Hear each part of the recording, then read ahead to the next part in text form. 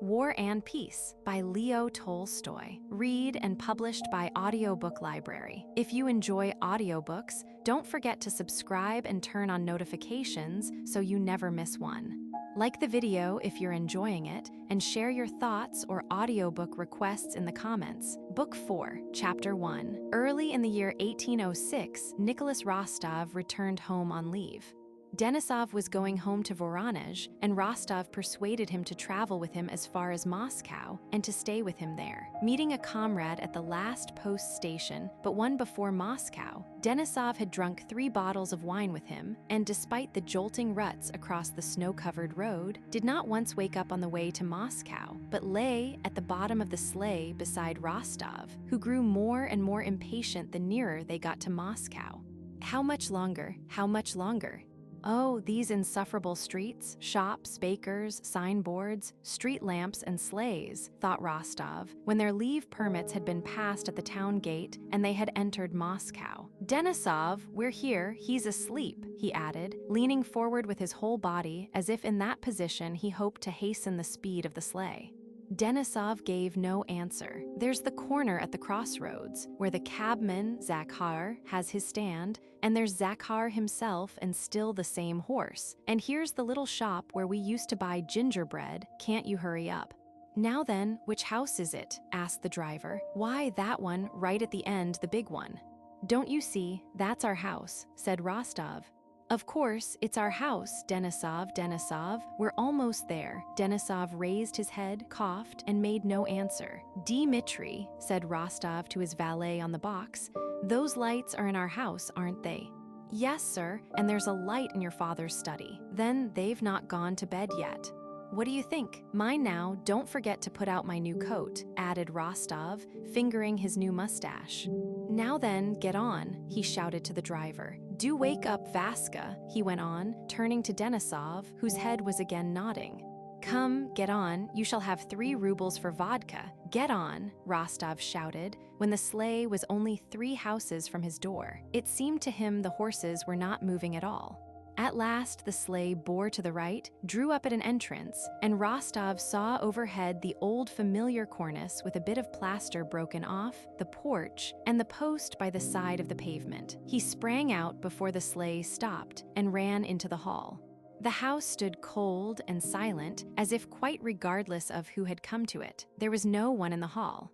Oh God, is everyone all right? He thought, stopping for a moment with a sinking heart, and then immediately starting to run along the hall and up the warped steps of the familiar staircase. The well-known old door handle, which always angered the Countess when it was not properly cleaned, turned as loosely as ever. A solitary tallow candle burned in the anteroom. Old Michael was asleep on the chest. Prokofy, the footman, who was so strong that he could lift the back of the carriage from behind, sat plaiting slippers out of cloth selvages. He looked up at the opening door, and his expression of sleepy indifference suddenly changed to one of delighted amazement. Gracious heavens, the young count, he cried, recognizing his young master. Can it be, my treasure? And Prokofy, trembling with excitement, rushed toward the drawing-room door, probably in order to announce him, but changing his mind, came back and stooped to kiss the young man's shoulder. All well? Asked Rostov, drawing away his arm. Yes, God be thanked, yes, they've just finished supper. Let me have a look at you, Your Excellency. Is everything quite all right? The Lord be thanked, yes, Rostov, who had completely forgotten Denisov, not wishing anyone to forestall him, threw off his fur coat and ran on tiptoe through the large dark ballroom. All was the same. There were the same old card tables and the same chandelier with a cover over it, but someone had already seen the young master, and before he had reached the drawing room, something flew out from a side door like a tornado and began hugging and kissing him. Another and yet another creature of the same kind sprang from a second door and a third, more hugging, more kissing, more outcries and tears of joy. He could not distinguish which was Papa, which Natasha, and which Padia. Everyone shouted, talked, and kissed him at the same time. Only his mother was not there, he noticed that.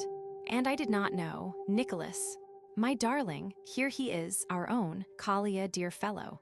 How he has changed, where are the candles? T. Nicholas. And me, kiss me, dearest. And me, Sonia, Natasha, Padia, Anna Mikhailovna, Vera, and the old count were all hugging him, and the serfs, men and maids, flocked into the room, exclaiming and ohing and awing. Padia, clinging to his legs, kept shouting, and me too, Natasha, after she had pulled him down toward her and covered his face with kisses, holding him tight by the skirt of his coat, sprang away and pranced up and down in one place like a goat and shrieked piercingly. All around were loving eyes glistening with tears of joy, and all around were lips seeking a kiss. Sonia, too, all rosy red, clung to his arm and, radiant with bliss, looked eagerly toward his eyes, waiting for the look for which she longed. Sonia now was 16, and she was very pretty, especially at this moment of happy, rapturous excitement. She gazed at him, not taking her eyes off him, and smiling and holding her breath. He gave her a grateful look, but was still expectant and looking for someone. The old countess had not yet come. But now steps were heard at the door, steps so rapid that they could hardly be his mother S. Yet it was she, dressed in a new gown which he did not know, made since he had left. All the others let him go, and he ran to her. When they met, she fell on his breast, sobbing. She could not lift her face, but only pressed it to the cold braiding of his hussar's jacket. Denisov, who had come into the room unnoticed by anyone, stood there and wiped his eyes at the sight. "Vasili Denisov, your son's friend," he said, introducing himself to the count, who was looking inquiringly at him. "You are most welcome. I know," said the count, kissing and embracing Denisov. "Nicholas wrote us. Natasha, Vera, look, here is Denisov." The same happy, rapturous faces turned to the shaggy figure of Denisov. "Darling Denisov," screamed Natasha, beside herself with rapture, springing to him, putting her arms round him and kissing him. This escapade made everybody feel confused. Denisov blushed too, but smiled and, taking Natasha's hand, kissed it. Denisov was shown to the room prepared for him, and the Rostovs all gathered round Nicholas in the sitting room. The old countess, not letting go of his hand and kissing it every moment, sat beside him. The rest, crowding round him, watched every movement, word, or look of his, never taking their blissfully adoring eyes off him. His brother and sisters struggled for the places nearest to him and disputed with one another who should bring him his tea, handkerchief, and pipe. Rostov was very happy in the love they showed him, but the first moment of meeting had been so beatific that his present joy seemed insufficient, and he kept expecting something more, and yet more. Next morning, after the fatigues of their journey, the travelers slept till 10 o'clock.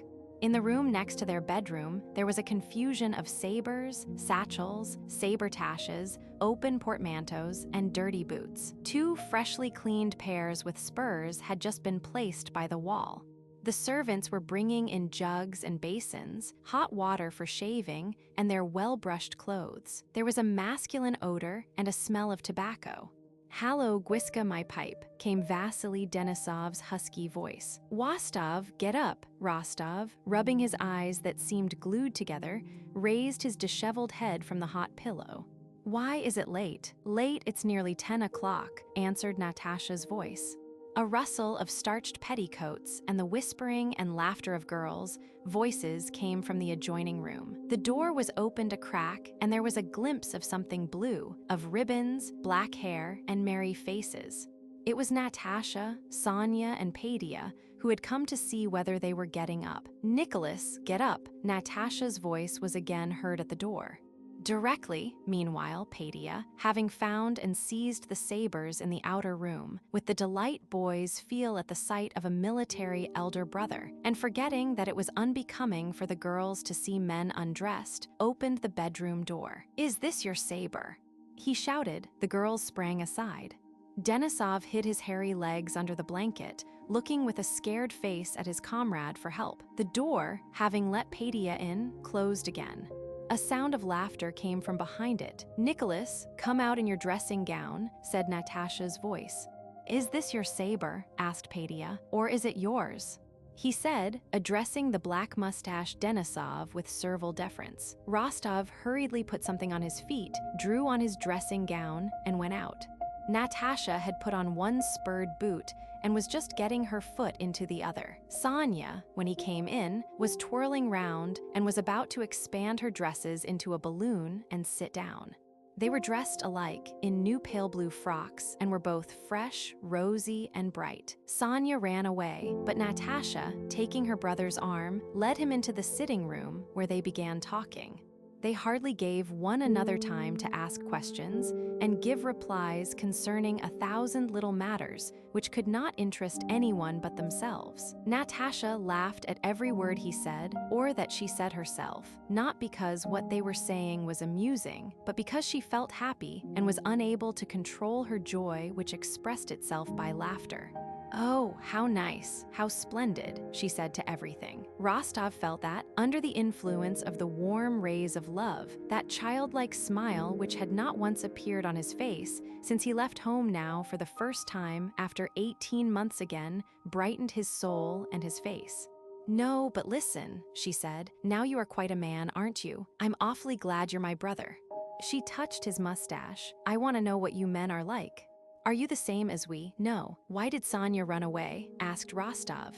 "Ah, yes, that's a whole long story. How are you going to speak to her, thou or you?" "As may happen," said Rostov. "No, call her you, please. I'll tell you all about it some other time." "No, I'll tell you now. You know Sonia's my dearest friend, such a friend that I burned my arm for her sake. Look here," she pulled up her muslin sleeve and showed him a red scar on her long, slender, delicate arm, high above the elbow on that part that is covered even by a ball dress. "I burned this to prove my love for her. I just heated a ruler in the fire and pressed it there, sitting on the sofa with the little cushions on its arms, in what used to be his old schoolroom, and looking into Natasha's wildly bright eyes, Rostov re-entered that world of home and childhood which had no meaning for anyone else, but gave him some of the best joys of his life. And the burning of an arm with a ruler as a proof of love did not seem to him senseless. He understood and was not surprised at it. "Well, and is that all?" he asked. "We are such friends, all that ruler business was just nonsense, but we are friends forever. She, if she loves anyone, does it for life, but I don't understand that, I forget quickly." "Well, what then?" "Well, she loves me and you like that." Natasha suddenly flushed. "Why, you remember before you went away." "Well, she says you are to forget all that. She says, I shall love him always, but let him be free." "Isn't that lovely and noble?" "Yes, very noble." "Isn't it?" asked Natasha, so seriously and excitedly that it was evident that what she was now saying she had talked of before with tears. Rostov became thoughtful. "I never go back on my word," he said. "Besides, Sonia is so charming that only a fool would renounce such happiness." "No, no," cried Natasha. "She and I have already talked it over. We knew you'd say so, but it won't do, because you see, if you say that, if you consider yourself bound by your promise, it will seem as if she had not meant it seriously. It makes it as if you were marrying her because you must, and that wouldn't do at all." Rostov saw that it had been well considered by them. Sonia had already struck him by her beauty on the preceding day. Today, when he had caught a glimpse of her, she seemed still more lovely. She was a charming girl of 16, evidently passionately in love with him. He did not doubt that for an instant. Why should he not love her now, and even marry her, Rostov thought, but just now there were so many other pleasures and interests before him. Yes, they have taken a wise decision, he thought. I must remain free. "Well then, that's excellent," said he. "We'll talk it over later on." "Oh, how glad I am to have you. Well, and are you still true to Boris?" he continued. "Oh, what nonsense," cried Natasha, laughing. "I don't think about him or anyone else, and I don't want anything of the kind." "Dear me, then what are you up to now?" "Now," repeated Natasha, and a happy smile lit up her face. "Have you seen Duport?" "No, not seen Duport, the famous dancer." "Well then, you won't understand. That's what I'm up to." Curving her arms, Natasha held out her skirts as dancers do, ran back a few steps, turned, cut a caper, brought her little feet sharply together, and made some steps on the very tips of her toes. "See, I'm standing, see," she said, but could not maintain herself on her toes any longer. "So that's what I'm up to. I'll never marry anyone, but will be a dancer. Only don't tell anyone." Rostov laughed so loud and merrily that Denisov, in his bedroom, felt envious, and Natasha could not help joining in. "No, but don't you think it's nice?" She kept repeating, "Nice, and so you no longer wish to marry Boris." Natasha flared up. "I don't want to marry anyone. And I'll tell him so when I see him, dear me," said Rostov. "But that's all rubbish," Natasha chattered on. "And is Denisov nice?" she asked. "Yes, indeed." "Oh, well then, goodbye, go and dress." "Is he very terrible, Denisov?" "Why terrible?" asked Nicholas.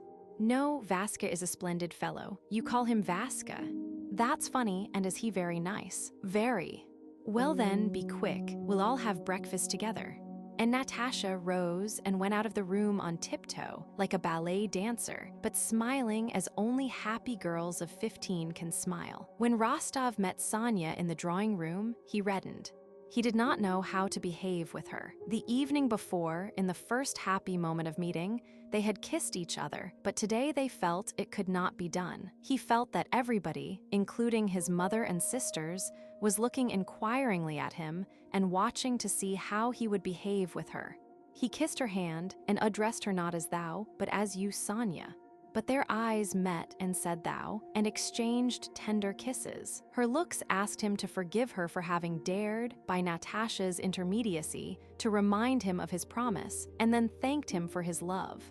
His looks thanked her for offering him his freedom and told her that one way or another he would never cease to love her, for that would be impossible. "How strange it is," said Vera, selecting a moment when all were silent, "that Sonya and Nicholas now say you to one another and meet like strangers." Vera's remark was correct, as her remarks always were, but like most of her observations, it made everyone feel uncomfortable. Not only Sonya, Nicholas, and Natasha, but even the old countess, who, dreading this love affair which might hinder Nicholas from making a brilliant match, blushed like a girl. Chapter 2. On his return to Moscow from the army, Nicholas Rostov was welcomed by his home circle as the best of sons, a hero, and their darling Nikolenka, by his relations as a charming, attractive, and polite young man, by his acquaintances as a handsome lieutenant of hussars, a good dancer, and one of the best matches in the city.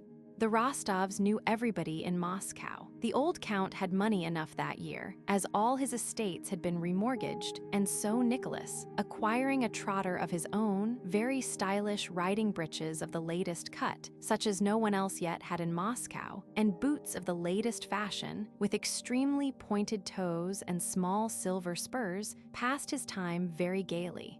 After a short period of adapting himself to the old conditions of life, Nicholas found it very pleasant to be at home again. He felt that he had grown up and matured very much.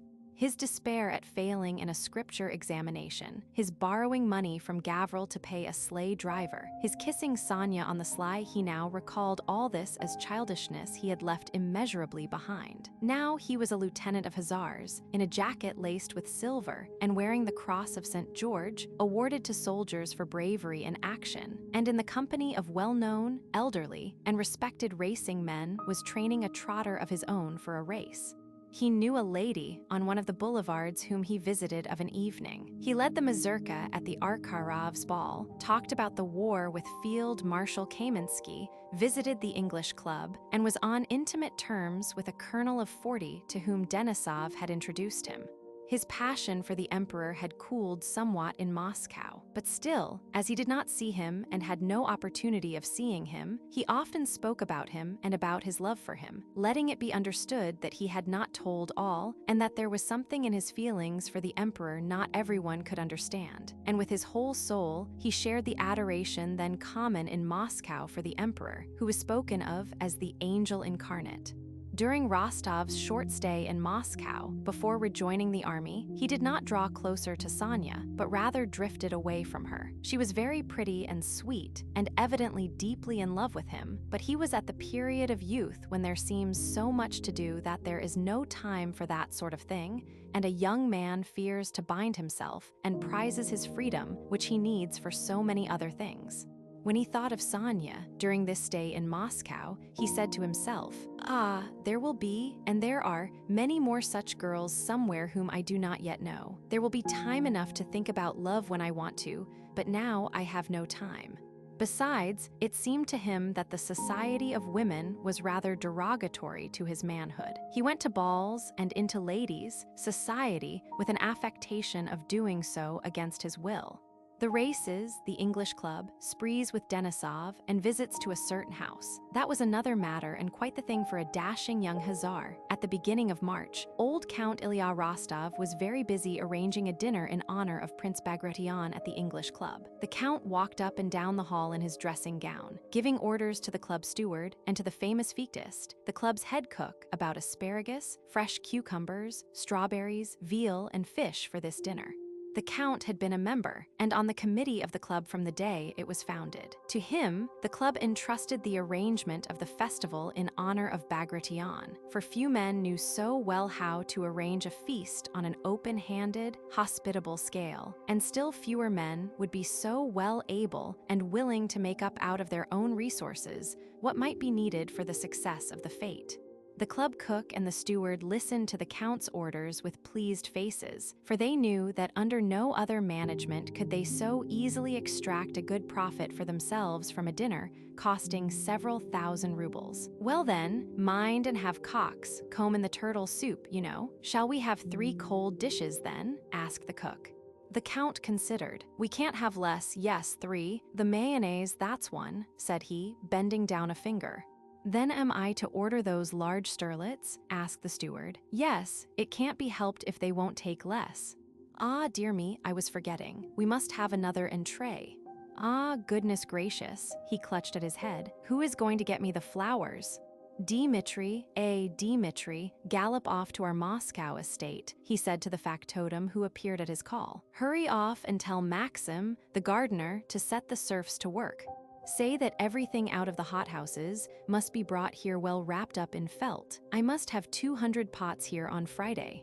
Having given several more orders, he was about to go to his little countess to have a rest, but remembering something else of importance, he returned again, called back the cook and the club steward, and again began giving orders. A light footstep and the clinking of spurs were heard at the door, and the young count, handsome, rosy, with a dark little mustache, evidently rested and made sleeker by his easy life in Moscow, entered the room.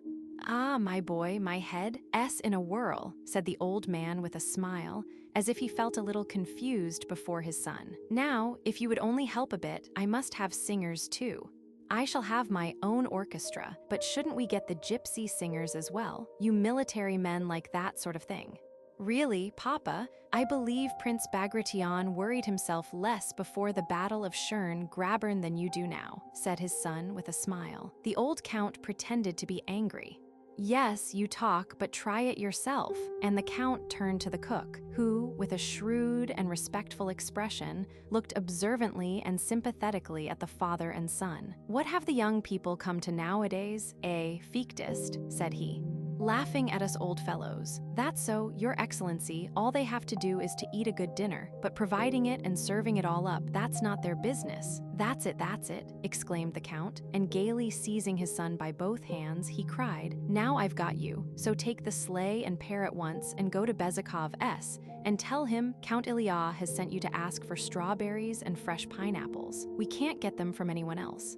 He's not there himself, so you'll have to go in and ask the princesses, and from there go on to the Rasgulier, the coachman Ipatka knows, and look up the gypsy Ilyushka, the one who danced at Count Orlov's, you remember, in a white Cossack coat, and bring him along to me." "And am I to bring the gypsy girls along with him?" asked Nicholas, laughing.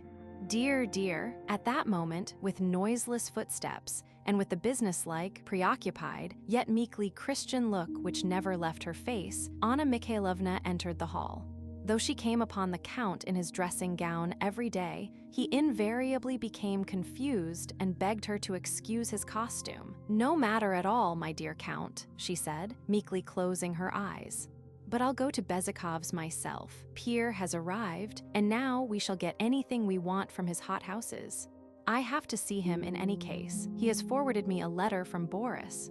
Thank God, Boris is now on the staff. The Count was delighted at Anna Mikhailovna's taking upon herself one of his commissions and ordered the small closed carriage for her. "Tell Bezikov to come, I'll put his name down." "Is his wife with him?" he asked. Anna Mikhailovna turned up her eyes, and profound sadness was depicted on her face. "Ah, my dear friend, he is very unfortunate," she said. "If what we hear is true, it is dreadful. How little we dreamed of such a thing when we were rejoicing at his happiness, and such a lofty, angelic soul as young Bezikov. Yes, I pity him from my heart, and shall try to give him what consolation I can."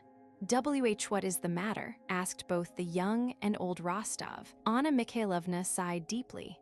"Dolokhov, Mary Ivanovna's son," she said in a mysterious whisper, "has compromised her completely, they say. Pierre took him up, invited him to his house in Petersburg, and now she has come here and that daredevil after her," said Anna Mikhailovna, wishing to show her sympathy for Pierre, but by involuntary intonations and a half-smile betraying her sympathy for the daredevil, as she called Dolokhov. "They say Pierre is quite broken by his misfortune. Dear, but still tell him to come to the club, it will all blow over. It will be a tremendous banquet." Next day, the 3rd of March, soon after 1 o'clock, 250 members of the English club and 50 guests were awaiting the guest of honor and hero of the Austrian campaign, Prince Bagration, to dinner. On the first arrival of the news of the Battle of Austerlitz, Moscow had been bewildered. At that time, the Russians were so used to victories that on receiving news of the defeat, some would simply not believe it, while others sought some extraordinary explanation of so strange an event. In the English club, where all who were distinguished, important, and well-informed foregathered when the news began to arrive in December, nothing was said about the war and the last battle, as though all were in a conspiracy of silence. The Muscovites felt that something was wrong and that to discuss the bad news was difficult, and so it was best to be silent. But after a while, just as a jury comes out of its room, the bigwigs who guided the club's opinion reappeared, and everybody began speaking clearly and definitely. Reasons were found for the incredible, unheard of, and impossible event of a Russian defeat. Everything became clear, and in all corners of Moscow, the same things began to be said. These reasons were the treachery of the Austrians, a defective commissariat, the treachery of the Pole Przebyszewski, and of the Frenchman Langerin, Kutuzov's incapacity, and, it was whispered, the youth and inexperience of the sovereign, who had trusted worthless and insignificant people. But the army, the Russian army, everyone declared, was extraordinary and had achieved miracles of valor. The soldiers, officers, and generals were heroes. But the hero of heroes was Prince Bagration, distinguished by his Schön-Grabern affair and by the retreat from Austerlitz, where he alone had withdrawn his column unbroken and had all day beaten back an enemy force twice as numerous as his own. What also conduced to Bagration's being selected as Moscow's hero was the fact that he had no connections in the city and was a stranger there. In his person, honor was shown to a simple fighting Russian soldier without connections and intrigues, and to one who was associated by memories of the Italian campaign with the name of Suvorov. Moreover, paying such honor to Bagration was the best way of expressing disapproval and dislike of Kutuzov. Had there been no Bagration, it would have been necessary to invent him, said the wit Shinshin, parodying the words of Voltaire. Kutuzov no one spoke of, except some who abused him in whispers, calling him a court weathercock and an old satyr. All Moscow repeated Prince Dolgorukhov's saying, "If you go on modeling and modeling, you must get smeared with clay," suggesting consolation for our defeat by the memory of former victories. Berg was mentioned, by those who did not know him, as having, when wounded in the right hand, taken his sword in the left and gone forward. Of Bolkonsky, nothing was said, and only those who knew him intimately regretted that he had died so young, leaving a pregnant wife with his eccentric father. Chapter 3. On that 3rd of March, all the rooms in the English club were filled with a hum of conversation, like the hum of bees swarming in springtime. The members and guests of the club wandered hither and thither, sat, stood, met, and separated, some in uniform and some in evening dress, and a few here and there with powdered hair and in Russian kaftans. Powdered footmen, in livery with buckled shoes and smart stockings, stood at every door anxiously noting visitors, every movement in order to offer their services.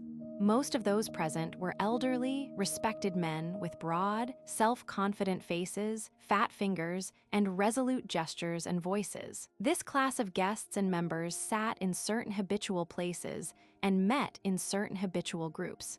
A minority of those present were casual guests, chiefly young men, among whom were Denisov, Rostov, and Dolokhov, who was now again an officer in the Semenov regiment. The faces of these young people, especially those who were military men, bore that expression of condescending respect for their elders which seems to say to the older generation, "We are prepared to respect and honor you, but all the same remember that the future belongs to us."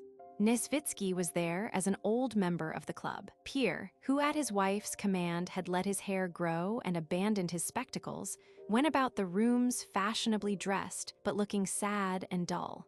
Here, as elsewhere, he was surrounded by an atmosphere of subservience to his wealth, and being in the habit of lording it over these people, he treated them with absent-minded contempt. By his age, he should have belonged to the younger men, but by his wealth and connections, he belonged to the groups of old and honored guests, and so he went from one group to another.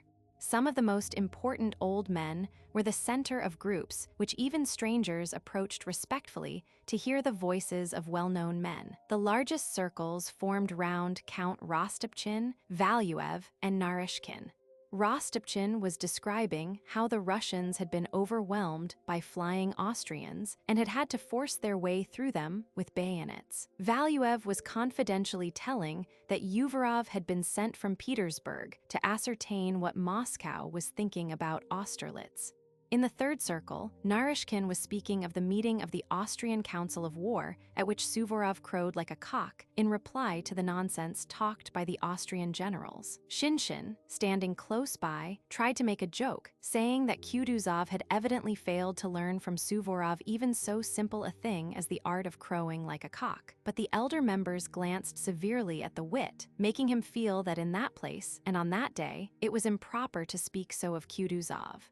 Count Ilya Rostov, hurried and preoccupied, went about in his soft boots between the dining and drawing rooms, hastily greeting the important and unimportant, all of whom he knew, as if they were all equals, while his eyes occasionally sought out his fine, well-set-up young son, resting on him and winking joyfully at him. Young Rostov stood at a window with Dolokhov, whose acquaintance he had lately made and highly valued. The old count came up to them and pressed Dolokhov's hand. "Please come and visit us. You know my brave boy, been together out there, both playing the hero. Ah, Vasily Ignatovich, how d'ye do, old fellow?" he said, turning to an old man who was passing, but before he had finished his greeting there was a general stir, and a footman who had run in announced, with a frightened face, "He's arrived." Bells rang, the stewards rushed forward, and like rye shaken together in a shovel, the guests who had been scattered about in different rooms came together and crowded in the large drawing room by the door of the ballroom. He had no lambskin cap on his head, nor had he a loaded whip over his shoulder, as when Rostov had seen him on the eve of the Battle of Austerlitz, but wore a tight new uniform with Russian and foreign orders and the Star of St. George on his left breast. Evidently just before coming to the dinner, he had had his hair and whiskers trimmed, which changed his appearance for the worse. There was something naively festive in his air, which, in conjunction with his firm and virile features, gave him a rather comical expression. Bekleshev and Theodore Uvarov, who had arrived with him, paused at the doorway to allow him, as the guest of honor, to enter first. Bagration was embarrassed, not wishing to avail himself of their courtesy, and this caused some delay at the doors, but after all, he did at last enter first. He walked shyly and awkwardly over the parquet floor of the reception room, not knowing what to do with his hands. He was more accustomed to walk over a plowed field under fire, as he had done at the head of the Kursk regiment at Schön-Grabern, and he would have found that easier. The committeemen met him at the first door, and expressing their delight at seeing such a highly honored guest, took possession of him, as it were, without waiting for his reply, surrounded him, and led him to the drawing room. It was at first impossible to enter the drawing room door for the crowd of members and guests jostling one another and trying to get a good look at Bagration over each other's shoulders, as if he were some rare animal. Count Ilya Rostov, laughing and repeating the words, "Make way, dear boy, make way," pushed through the crowd more energetically than anyone, led the guests into the drawing room, and seated them on the center sofa. The bigwigs, the most respected members of the club, beset the new arrivals. Count Ilya, again thrusting his way through the crowd, went out of the drawing room and reappeared a minute later with another committeeman, carrying a large silver salver which he presented to Prince Bagration. On the salver lay some verses composed and printed in the hero's honor. Bagration, on seeing the salver, glanced around in dismay, as though seeking help. But all eyes demanded that he should submit. Feeling himself in their power, he resolutely took the salver with both hands and looked sternly and reproachfully at the count who had presented it to him.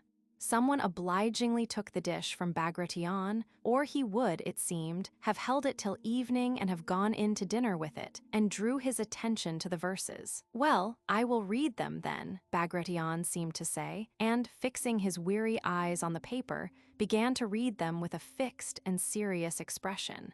But the author himself took the verses and began reading them aloud. Bagration bowed his head and listened. "Bring glory then to Alexander's reign, and on the throne our Titus shield. A dreaded foe be thou, kind-hearted as a man, a Ripheus at home, a Caesar in the field, e'en fortunate Napoleon knows by experience, now Bagration and dare not Herculean Russians trouble." But before he had finished reading, a stentorian majordomo announced that dinner was ready. The door opened, and from the dining room came the resounding strains of the Polonaise. Conquest's joyful thunder waken, triumph, valiant Russians, now. Everyone rose, feeling that dinner was more important than verses, and Bagration, again preceding all the rest, went in to dinner. He was seated in the place of honor between two Alexanders, Bekleshev and Narishkin, which was a significant allusion to the name of the sovereign. 300 persons took their seats in the dining room, according to their rank and importance, the more important nearer to the honored guest, as naturally as water flows deepest where the land lies lowest. Just before dinner, Count Ilya Rostov presented his son to Bagration, who recognized him and said a few words to him, disjointed and awkward, as were all the words he spoke that day. And Count Ilya looked joyfully and proudly around while Bagration spoke to his son. Nicholas Rostov, with Denisov and his new acquaintance, Dolokhov, sat almost at the middle of the table. Facing them sat Pierre, beside Prince Nesvitsky. Count Ilya Rostov with the other members of the committee sat facing Bagration and, as the very personification of Moscow hospitality, did the honors to the prince. His efforts had not been in vain. The dinner, both the Lenten and the other fare, was splendid, yet he could not feel quite at ease till the end of the meal. He winked at the butler, whispered directions to the footmen, and awaited each expected dish with some anxiety. Everything was excellent, with the second course, a gigantic sterlet, at sight of which Ilya Rostov blushed with self-conscious pleasure. The footmen began popping corks and filling the champagne glasses. After the fish, which made a certain sensation, the Count exchanged glances with the other committeemen. "There will be many toasts, it's time to begin," he whispered, and taking up his glass, he rose. All were silent, waiting for what he would say. "To the health of our sovereign, the emperor," he cried, and at the same moment his kindly eyes grew moist with tears of joy and enthusiasm. The band immediately struck up, Conquest's joyful thunder waken. All rose and cried, "Hurrah!" Bagration also rose and shouted, "Hurrah!" in exactly the same voice in which he had shouted it on the field at Schön-Grabern. Young Rostov's ecstatic voice could be heard above the 300 others. He nearly wept. "To the health of our sovereign, the emperor," he roared. "Hurrah!" And emptying his glass at one gulp, he dashed it to the floor. Many followed his example, and the loud shouting continued for a long time. When the voices subsided, the footmen cleared away the broken glass and everybody sat down again, smiling at the noise they had made and exchanging remarks. The old count rose once more, glanced at a note lying beside his plate, and proposed a toast to the health of the hero of our last campaign, Prince Peter Ivanovich Bagration, and again his blue eyes grew moist. "Hurrah!" cried the 300 voices again, but instead of the band, a choir began singing a cantata composed by Paul Ivanovich Kutuzov. Russians, o'er all barriers on, courage conquest guarantees. Have we not Bagration? He brings foemen to their knees, etc. As soon as the singing was over, another and another toast was proposed, and Count Ilya Rostov became more and more moved. More glass was smashed, and the shouting grew louder. They drank to Bekleshev, Narishkin, Uvarov, Dolgorukov, Apraxin, Valuev, to the committee, to all the club members and to all the club guests, and finally to Count Ilya Rostov separately as the organizer of the banquet. At that toast, the Count took out his handkerchief and, covering his face, wept outright. Chapter 4. Pierre sat opposite Dolokhov and Nicholas Rostov. As usual, he ate and drank much and eagerly, but those who knew him intimately noticed that some great change had come over him that day. He was silent all through dinner and looked about, blinking and scowling, or, with fixed eyes and a look of complete absent-mindedness, kept rubbing the bridge of his nose. His face was depressed and gloomy. He seemed to see and hear nothing of what was going on around him, and to be absorbed by some depressing and unsolved problem. Pierre absolutely disbelieved both the princess, hints, and the letter, but he feared now to look at Dolokhov, who was sitting opposite him. Every time he chanced to meet Dolokhov's handsome, insolent eyes, Pierre felt something terrible and monstrous rising in his soul and turned quickly away. Involuntarily recalling his wife's past and her relations with Dolokhov, Pierre saw clearly that what was said in the letter might be true, or might at least seem to be true had it not referred to his wife. He involuntarily remembered how Dolokhov, who had fully recovered his former position after the campaign, had returned to Petersburg and come to him. Availing himself of his friendly relations with Pierre as a boon companion, Dolokhov had come straight to his house, and Pierre had put him up and lent him money. Pierre recalled how Helene had smilingly expressed disapproval of Dolokhov's living at their house, and how cynically Dolokhov had praised his wife's beauty to him, and from that time till they came to Moscow, had not left them for a day. "Yes, he is very handsome," thought Pierre, "and I know him. It would be particularly pleasant to him to dishonor my name and ridicule me just because I have exerted myself on his behalf, befriended him, and helped him. I know and understand what a spice that would add to the pleasure of deceiving me if it really were true. Yes, if it were true, but I do not believe it. I have no right to, and can't, believe it." He remembered the expression Dolokhov's face assumed in his moments of cruelty, as when tying the policeman to the bear and dropping them into the water, or when he challenged a man to a duel without any reason, or shot a postboy's horse with a pistol. That expression was often on Dolokhov's face when looking at him. Yes, he is a bully, thought Pierre. To kill a man means nothing to him. It must seem to him that everyone is afraid of him, and that must please him. He must think that I, too, am afraid of him, and in fact I am afraid of him, he thought, and again he felt something terrible and monstrous rising in his soul. Dolokhov, Denisov, and Rostov were now sitting opposite Pierre and seemed very gay. Rostov was talking merrily to his two friends, one of whom was a dashing hussar and the other a notorious duelist and rake, and every now. And then he glanced ironically at Pierre, whose preoccupied, absent-minded, and massive figure was a very noticeable one at the dinner. Rostov looked inimically at Pierre, first because Pierre appeared to his hussar eyes as a rich civilian, the husband of a beauty, and in a word, an old woman, and secondly because Pierre, in his preoccupation and absent-mindedness, had not recognized Rostov and had not responded to his greeting. When the emperor's health was drunk, Pierre, lost in thought, did not rise or lift his glass. "What are you about?" shouted Rostov, looking at him in an ecstasy of exasperation. "Don't you hear it's His Majesty the Emperor's health?" Pierre sighed, rose submissively, emptied his glass, and, waiting till all were seated again, turned with his kindly smile to Rostov. "Why, I didn't recognize you," he said, but Rostov was otherwise engaged. He was shouting, "Hurrah! Why don't you renew the acquaintance?" said Dólokhov to Rostov. "Confound him, he's a fool," said Rostov. "One should make up to the husbands of pretty women," said Denisov. Pierre did not catch what they were saying, but knew they were talking about him. He reddened and turned away. "Well, now to the health of handsome women," said Dólokhov, and with a serious expression, but with a smile lurking at the corners of his mouth, he turned with his glass to Pierre. "Here's to the health of lovely women, Peterkin, and their lovers," he added. Pierre, with downcast eyes, drank out of his glass without looking at Dólokhov or answering him. The footman, who was distributing leaflets with Kutuzov's cantata, laid one before Pierre as one of the principal guests. He was just going to take it when Dólokhov, leaning across, snatched it from his hand and began reading it. Pierre looked at Dólokhov and his eyes dropped. The something terrible and monstrous that had tormented him all dinner time rose and took possession of him. He leaned his whole massive body across the table. "How dare you take it?" he shouted. Hearing that cry and seeing to whom it was addressed, Nesvitsky and the neighbor on his right quickly turned in alarm to Bezukhov. Don't, what are you about?" whispered their frightened voices. Dólokhov looked at Pierre with clear, mirthful, cruel eyes, and that smile of his which seemed to say, "Ah, this is what I like. You shan't have it," he said distinctly. Pale, with quivering lips, Pierre snatched the copy.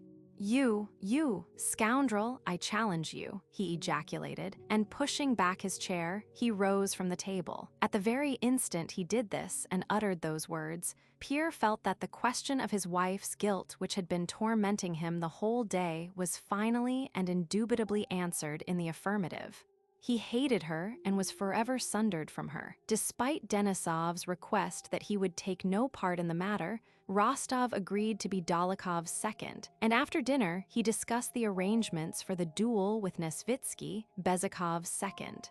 Pierre went home, but Rostov with Dólokhov and Denisov stayed on at the club till late, listening to the gypsies and other singers. "Well then, till tomorrow at Sokolniki," said Dólokhov, as he took leave of Rostov in the club porch. "And do you feel quite calm?" Rostov asked. Dólokhov paused. "Well, you see, I'll tell you the whole secret of dueling in 2 words. If you are going to fight a duel, and you make a will and write affectionate letters to your parents, and if you think you may be killed, you are a fool and are lost for certain. But go with the firm intention of killing your man as quickly and surely as possible, and then all will be right, as our bear huntsman at Kostroma used to tell me. Everyone fears a bear," he says, "but when you see one your fear's all gone, and your only thought is not to let him get away, and that's how it is with me. A demain, mon cher. Till tomorrow, my dear fellow." Next day, at 8 in the morning, Pierre and Nesvitsky drove to the Sokolniki forest and found Dólokhov, Denisov, and Rostov already there. Pierre had the air of a man preoccupied with considerations which had no connection with the matter in hand. His haggard face was yellow. He had evidently not slept that night. He looked about distractedly and screwed up his eyes as if dazzled by the sun. He was entirely absorbed by 2 considerations: his wife's guilt, of which after his sleepless night he had not the slightest doubt, and the guiltlessness of Dólokhov, who had no reason to preserve the honor of a man who was nothing to him. "I should perhaps have done the same thing in his place," thought Pierre. "It's even certain that I should have done the same, then why this duel, this murder? Either I shall kill him, or he will hit me in the head, or elbow, or knee. Can I go away from here, run away, bury myself somewhere?" passed through his mind. But just at moments when such thoughts occurred to him, he would ask in a particularly calm and absent-minded way, which inspired the respect of the onlookers, "Will it be long? Are things ready?" When all was ready, the sabers stuck in the snow to mark the barriers, and the pistols loaded, Nesvitsky went up to Pierre. "I should not be doing my duty, Count," he said in timid tones, "and should not justify your confidence and the honor you have done me in choosing me for your second, if at this very grave, moment I did not tell you the whole truth. I think there is no sufficient ground for this affair, or for blood to be shed over it. You were not right, not quite in the right, you were impetuous." "Oh yes, it is horribly stupid," said Pierre. "Then allow me to express your regrets, and I am sure your opponent will accept them," said Nesvitsky, who, like the others concerned in the affair, and like everyone in similar cases, did not yet believe that the affair had come to an actual duel. "You know, Count, it is much more honorable to admit one's mistake than to let matters become irreparable. There was no insult on either side." "Allow me to convey." "No, what is there to talk about?" said Pierre. "It's all the same. Is everything ready?" He added, "Only tell me where to go and where to shoot," he said with an unnaturally gentle smile. He took the pistol in his hand and began asking about the working of the trigger, as he had not before held a pistol in his hand, a fact that he did not wish to confess. "Oh yes, like that. I know, I only forgot," said he. "No apologies, none whatever," said Dólokhov to Denisov, who on his side had been attempting a reconciliation, and he also went up to the appointed place. The spot chosen for the duel was some 80 paces from the road, where the sleighs had been left, in a small clearing in the pine forest covered with melting snow, the frost having begun to break up during the last few days. The antagonists stood 40 paces apart at the farther edge of the clearing. The seconds, measuring the paces, left tracks in the deep, wet snow between the place where they had been standing and Nesvitsky's and Dólokhov's sabers, which were stuck into the ground 10 paces apart to mark the barrier. It was thawing and misty. At 40 paces distance, nothing could be seen. For 3 minutes all had been ready, but they still delayed and all were silent. Chapter 5. "Well, begin," said Dólokhov. "All right," said Pierre, still smiling in the same way. A feeling of dread was in the air. It was evident that the affair so lightly begun could no longer be averted, but was taking its course independently of men's will. Denisov first went to the barrier and announced, "As the adversaries have refused a reconciliation, please proceed. Take your pistols, and at the word three begin to advance." "Oni, tiwo, three," he shouted angrily and stepped aside. The combatants advanced along the trodden tracks, nearer and nearer to one another, beginning to see one another through the mist. They had the right to fire when they liked as they approached the barrier. Dólokhov walked slowly without raising his pistol, looking intently with his bright, sparkling blue eyes into his antagonist's face. His mouth wore its usual semblance of a smile. "So I can fire when I like," said Pierre, and at the word three, he went quickly forward, missing the trodden path and stepping into the deep snow. He held the pistol in his right hand at arm's length, apparently afraid of shooting himself with it. His left hand he held carefully back, because he wished to support his right hand with it and knew he must not do so. Having advanced 6 paces and strayed off the track into the snow, Pierre looked down at his feet, then quickly glanced at Dólokhov and, bending his finger as he had been shown, fired. Not at all expecting so loud a report, Pierre shuddered at the sound and then, smiling at his own sensations, stood still. The smoke, rendered denser by the mist, prevented him from seeing anything for an instant, but there was no second report as he had expected.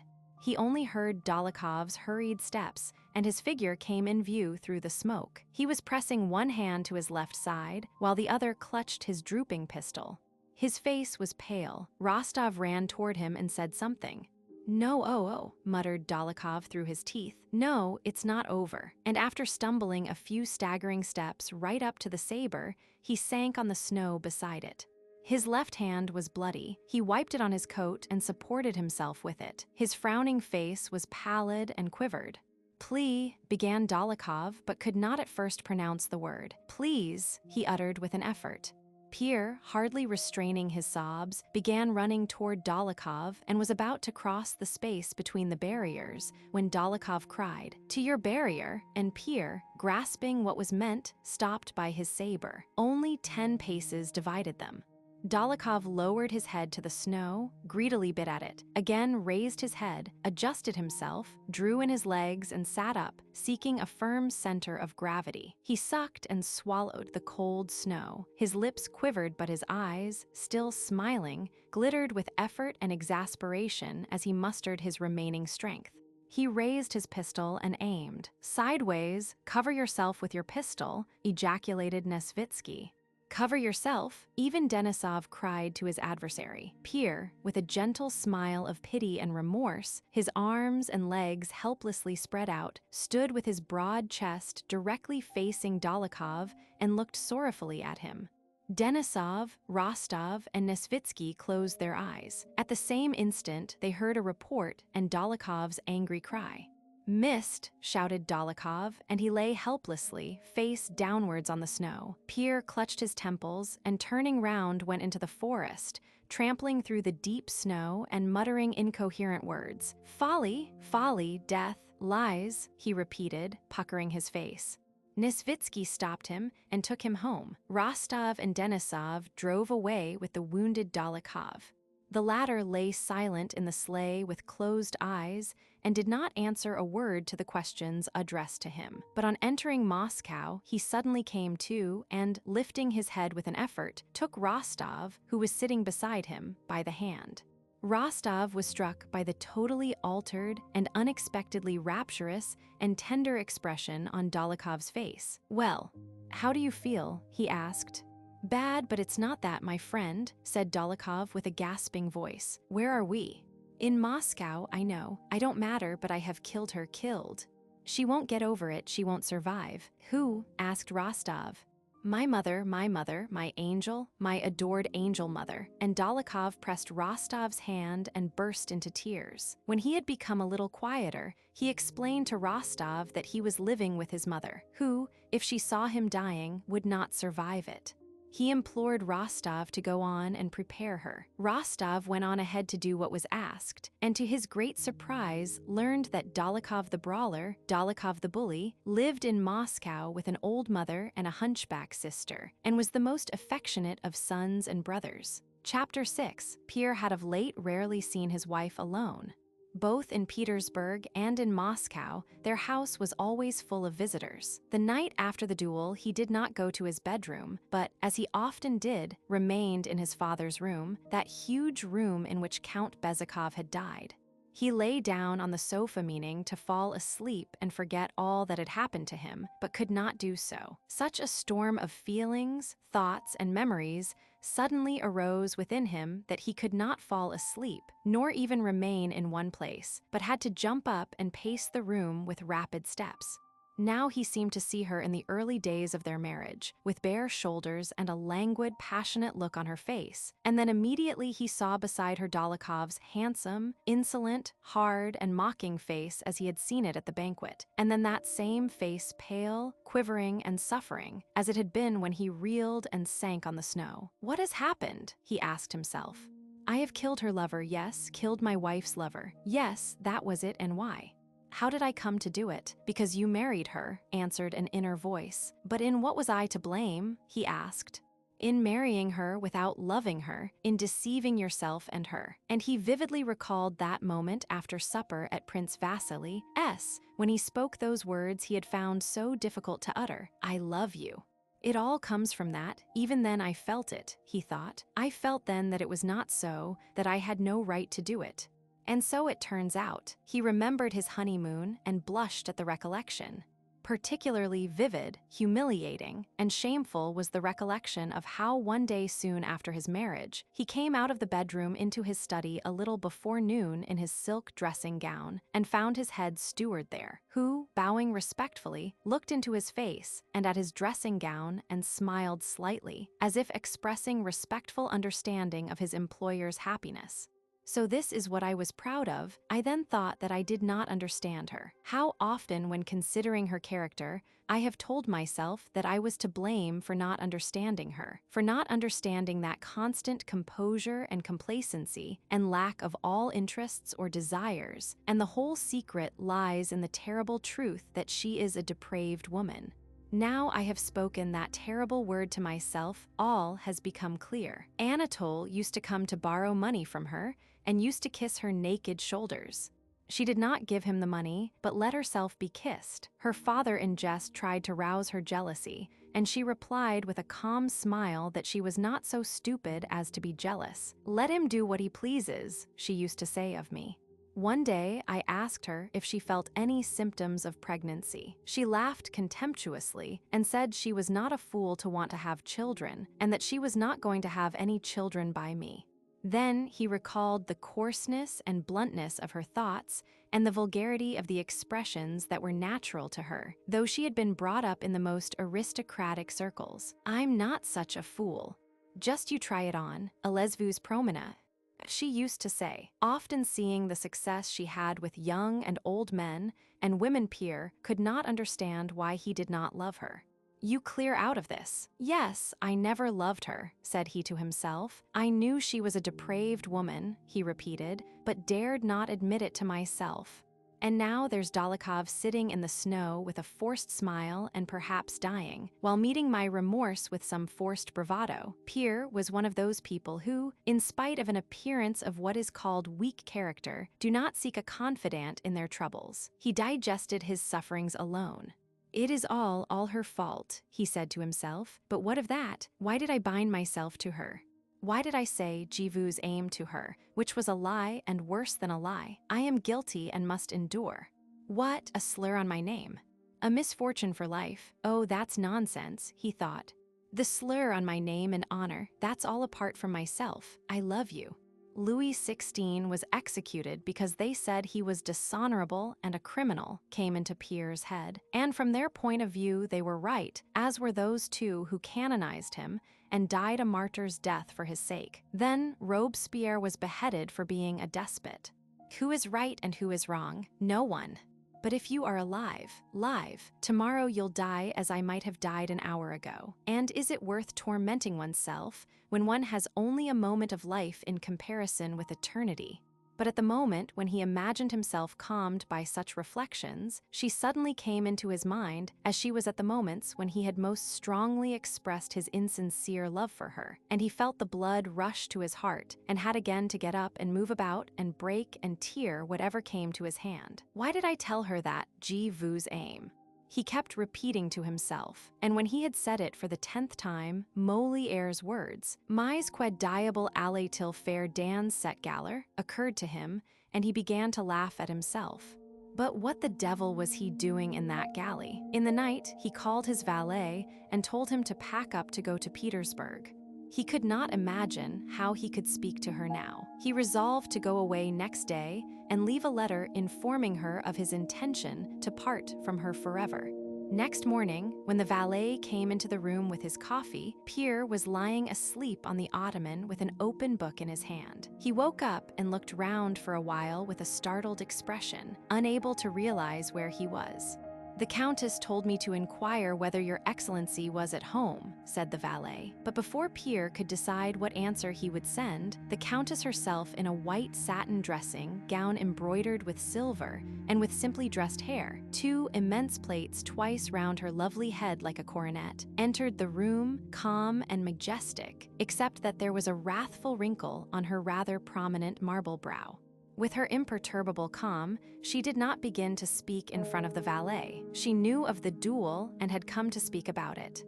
She waited till the valet had set down the coffee things and left the room. Pierre looked at her timidly over his spectacles, and like a hare surrounded by hounds who lays back her ears and continues to crouch motionless before her enemies, he tried to continue reading. But feeling this to be senseless and impossible, he again glanced timidly at her. She did not sit down, but looked at him with a contemptuous smile, waiting for the valet to go. "Well, what's this now? What have you been up to now, I should like to know?" she asked sternly. What have I?" stammered Pierre. "So it seems you're a hero, eh? Come now, what was this duel about? What is it meant to prove?" "What, I ask you?" Pierre turned over heavily on the ottoman and opened his mouth, but could not reply. "If you won't answer, I'll tell you." Helene went on. "You believe everything you're told." You were told, Helene laughed. That Dolokhov was my lover, she said in French with her coarse plainness of speech, uttering the word amant as casually as any other word. And you believed it. Well, what have you proved? What does this duel prove? That you're a fool, que vous êtes un sot, but everybody knew that. What will be the result? That I shall be the laughingstock of all Moscow, that everyone will say that you, drunk and not knowing what you were about, challenged a man you are jealous of without cause. Helene raised her voice and became more and more excited. A man who's a better man than you in every way. Growled Pierre, frowning without looking at her and not moving a muscle. And how could you believe he was my lover? Why? Because I like his company. If you were cleverer and more agreeable, I should prefer yours. Don't speak to me, I beg you, muttered Pierre hoarsely. Why shouldn't I speak? I can speak as I like, and I tell you plainly that there are not many wives with husbands such as you who would not have taken lovers, des amants, but I have not done so, said she. Pierre wished to say something, looked at her with eyes whose strange expression she did not understand, and lay down again. He was suffering physically at that moment. There was a weight on his chest, and he could not breathe. He knew that he must do something to put an end to this suffering, but what he wanted to do was too terrible. We had better separate, he muttered in a broken voice. Separate, very well, but only if you give me a fortune, said Helene. Separate, that's a thing to frighten me with. Pierre leaped up from the sofa and rushed staggering toward her. I'll kill you, he shouted, and seizing the marble top of a table with a strength he had never before felt, he made a step toward her, brandishing the slab. Helene's face became terrible. She shrieked and sprang aside. His father's nature showed itself in Pierre. He felt the fascination and delight of frenzy. He flung down the slab, broke it, and swooping down on her with outstretched hands shouted, "Get out!" in such a terrible voice that the whole house heard it with horror. God knows what he would have done at that moment had Helene not fled from the room. A week later, Pierre gave his wife full power to control all his estates in Great Russia, which formed the larger part of his property, and left for Petersburg alone. Chapter 7. 2 months had elapsed since the news of the Battle of Austerlitz and the loss of Prince Andrew had reached Bald Hills, and in spite of the letters sent through the embassy and all the searches made, his body had not been found, nor was he on the list of prisoners. What was worst of all for his relations was the fact that there was still a possibility of his having been picked up on the battlefield by the people of the place, and that he might now be lying, recovering, or dying, alone among strangers, and unable to send news of himself. The gazettes from which the old prince first heard of the defeat at Austerlitz stated, as usual very briefly and vaguely, that after brilliant engagements, the Russians had had to retreat and had made their withdrawal in perfect order.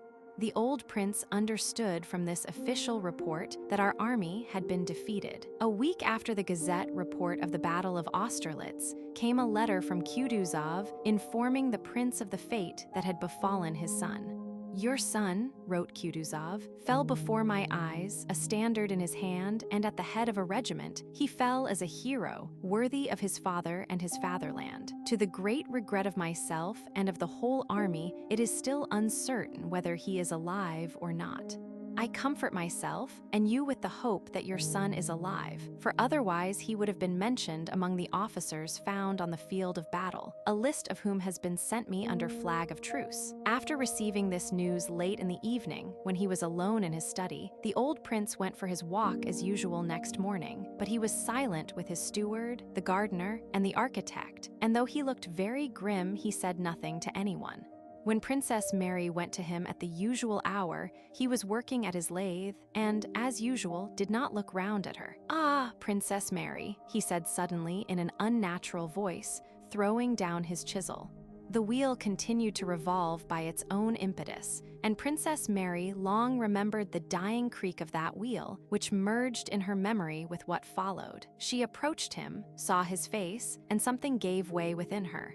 Her eyes grew dim. By the expression of her father's face, not sad, not crushed, but angry and working unnaturally, she saw that hanging over her and about to crush her was some terrible misfortune, the worst in life, one she had not yet experienced, irreparable and incomprehensible, the death of one she loved. "Father Andrew," said the ungraceful, awkward princess with such an indescribable charm of sorrow and self-forgetfulness that her father could not bear her look, but turned away with a sob. "Bad news, he's not among the prisoners nor among the killed," Kutuzov writes. And he screamed as piercingly as if he wished to drive the princess away by that scream. Killed! The princess did not fall down or faint. She was already pale, but on hearing these words her face changed and something brightened in her beautiful, radiant eyes. It was as if joy, a supreme joy apart from the joys and sorrows of this world, overflowed the great grief within her. She forgot all fear of her father, went up to him, took his hand, and drawing him down, put her arm round his thin, scraggy neck.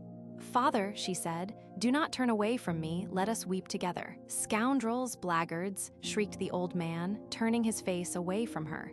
"Destroying the army, destroying the men, and why? Go and tell lies."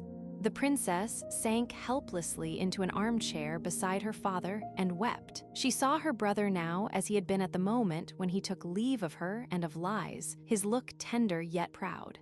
She saw him tender and amused as he was when he put on the little icon. Did he believe? Had he repented of his unbelief? Was he now there? There in the realms of eternal peace and blessedness, she thought. "Father, tell me how it happened," she asked through her tears. Go, killed in battle, where the best of Russian men and Russia's glory were led to destruction. Go, Princess Mary. Go and tell lies, I will follow. When Princess Mary returned from her father, the little princess sat working and looked up with that curious expression of inner, happy calm peculiar to pregnant women. It was evident that her eyes did not see Princess Mary, but were looking within, into herself, at something joyful and mysterious taking place within her. "Mary," she said, moving away from the embroidery frame and lying back, "give me your hand." She took her sister-in-law's hand and held it below her waist. Her eyes were smiling expectantly. Her downy lip rose and remained lifted in childlike happiness. Princess Mary knelt down before her and hid her face in the folds of her sister-in-law's dress. There, do you feel it? I feel so strange." "And do you know, Mary, I am going to love him very much," said Lies, looking with bright and happy eyes at her sister-in-law. Princess Mary could not lift her head. She was weeping. "What is the matter, Mary?" "Nothing, only I feel sad. Sad about Andrew," she said, wiping away her tears on her sister-in-law's knee.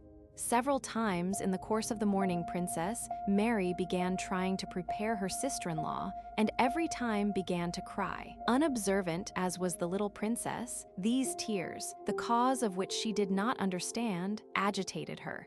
She said nothing, but looked about uneasily as if in search of something. Before dinner, the old prince, of whom she was always afraid, came into her room with a peculiarly restless and malign expression and went out again without saying a word.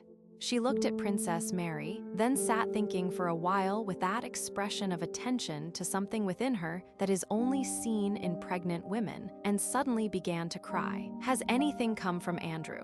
She asked. "No, you know it's too soon for news. But my father is anxious and I feel afraid, so there's nothing." "Nothing," answered Princess Mary, looking firmly with her radiant eyes at her sister-in-law. She had determined not to tell her and persuaded her father to hide the terrible news from her till after her confinement, which was expected within a few days. Princess Mary and the old prince each bore and hid their grief in their own way. The old prince would not cherish any hope. He made up his mind that Prince Andrew had been killed, and though he sent an official to Austria to seek for traces of his son, he ordered a monument from Moscow, which he intended to erect in his own garden to his memory, and he told everybody that his son had been killed. He tried not to change his former way of life, but his strength failed him. He walked less, ate less, slept less, and became weaker every day. Princess Mary hoped. She prayed for her brother as living and was always awaiting news of his return. Chapter 8. "Dearest," said the little princess after breakfast on the morning of the 19th March, and her downy little lip rose from old habit. But as sorrow was manifest in every smile, the sound of every word, and even every footstep in that house since the terrible news had come, so now the smile of the little princess, influenced by the general mood, though without knowing its cause, was such as to remind one still more of the general sorrow. "Dearest, I'm afraid this morning's frühstück, as Foka the cook calls it, has disagreed with me. Frühstück, breakfast." "What is the matter with you, my darling? You look pale." "Oh, you are very pale," said Princess Mary in alarm, running with her soft, ponderous steps up to her sister-in-law. "Your Excellency, should not Mary Bogdanovna be sent for?" said one of the maids who was present. Mary Bogdanovna was a midwife from the neighboring town who had been at Bald Hills for the last fortnight. "Oh, yes," assented Princess Mary. "Perhaps that's it." "I'll go, courage, my angel." She kissed Lies and was about to leave the room. "Oh, no, no." And besides the pallor and the physical suffering on the little princess' face, an expression of childish fear of inevitable pain showed itself. "No, it's only indigestion. Say it's only indigestion. Say so, Mary, say."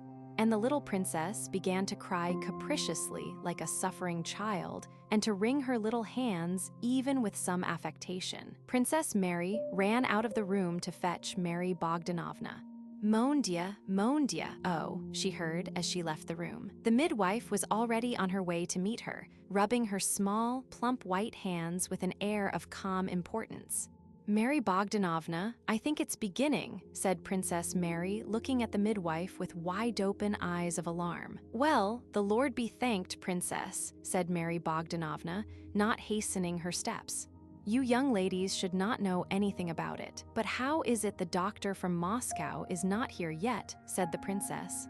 In accordance with Liza's and Prince Andrew's wishes, they had sent in good time to Moscow for a doctor, and were expecting him at any moment. "No matter, Princess, don't be alarmed," said Mary Bogdanovna.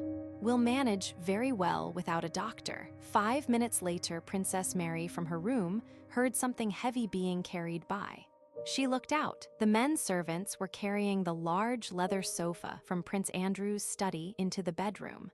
On their faces was a quiet and solemn look. Princess Mary sat alone in her room listening to the sounds in the house, now and then opening her door when someone passed and watching what was going on in the passage. Some women passing with quiet steps in and out of the bedroom glanced at the princess and turned away. She did not venture to ask any questions and shut the door again, now sitting down in her easy chair, now taking her prayer book, now kneeling before the icon stand. To her surprise and distress, she found that her prayers did not calm her excitement. Suddenly her door opened softly, and her old nurse, Praskovia Savishna, who hardly ever came to that room as the old prince had forbidden it, appeared on the threshold with a shawl round her head.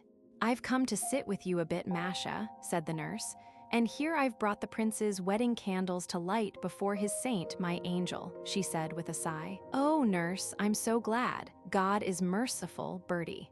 The nurse lit the gilt candles before the icons and sat down by the door with her knitting. Princess Mary took a book and began reading.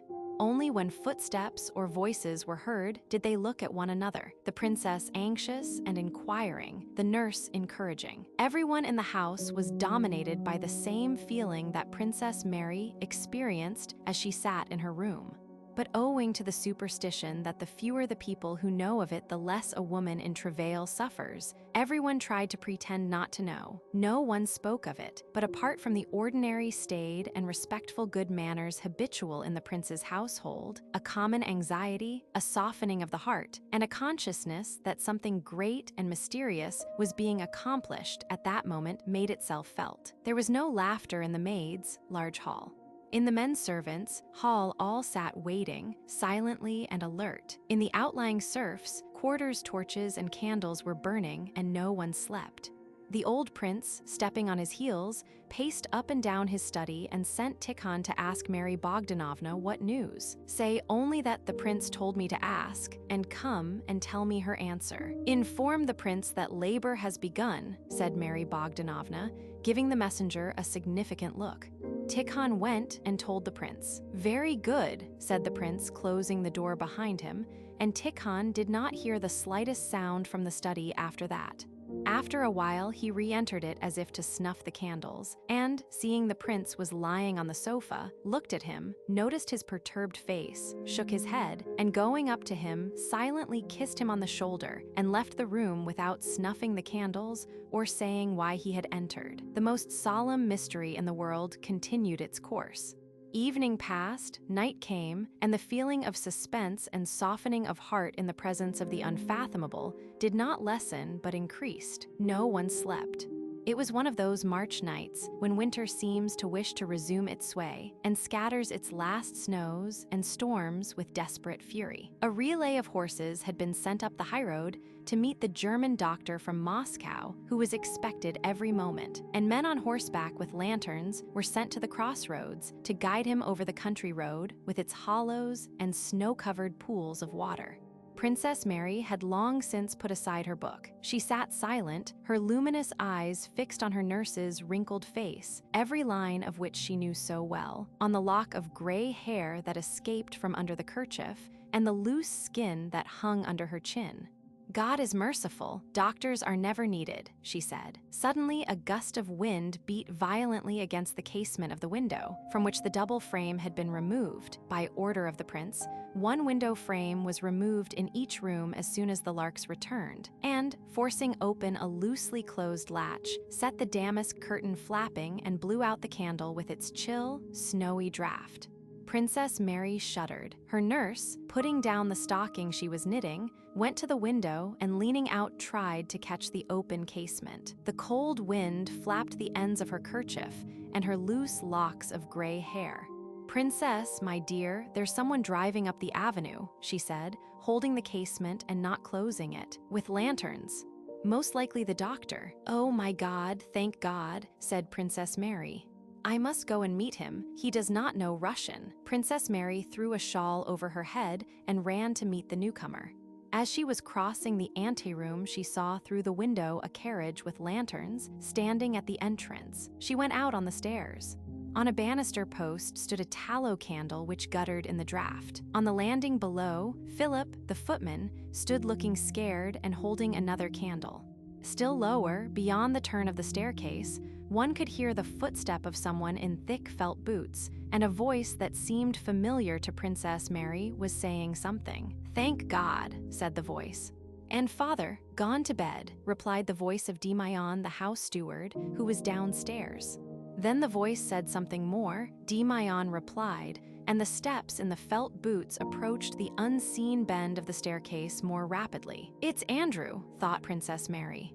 No, it can't be. That would be too extraordinary. And at the very moment she thought this, the face and figure of Prince Andrew, in a fur cloak the deep collar of which covered with snow, appeared on the landing where the footman stood with the candle. Yes, it was he, pale, thin, with a changed and strangely softened but agitated expression on his face.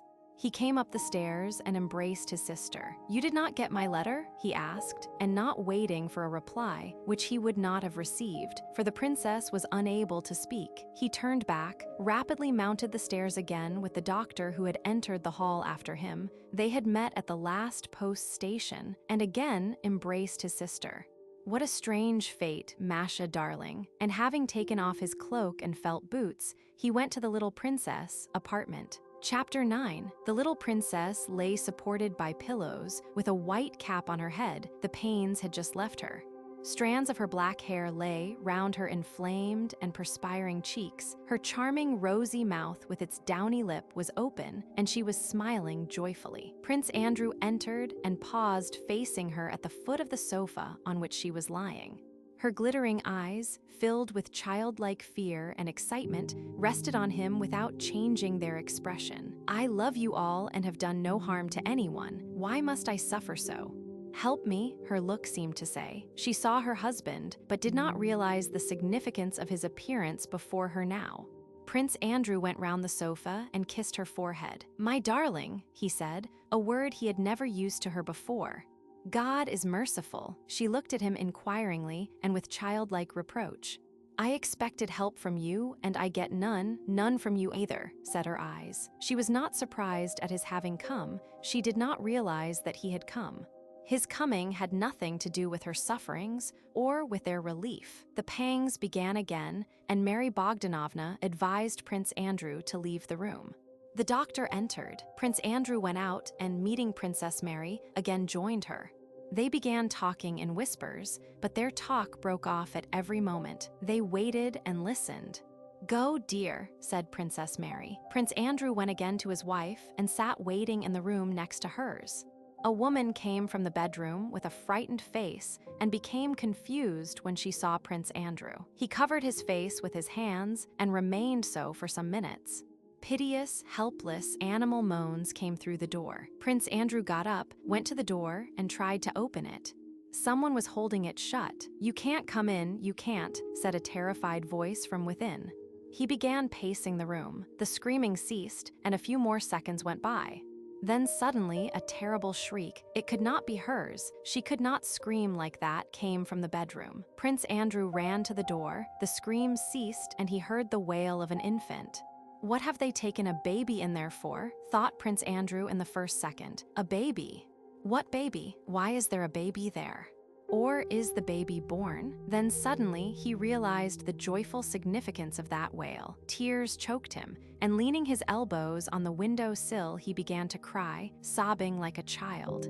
The door opened. The doctor, with his shirt sleeves tucked up, without a coat, pale and with a trembling jaw, came out of the room.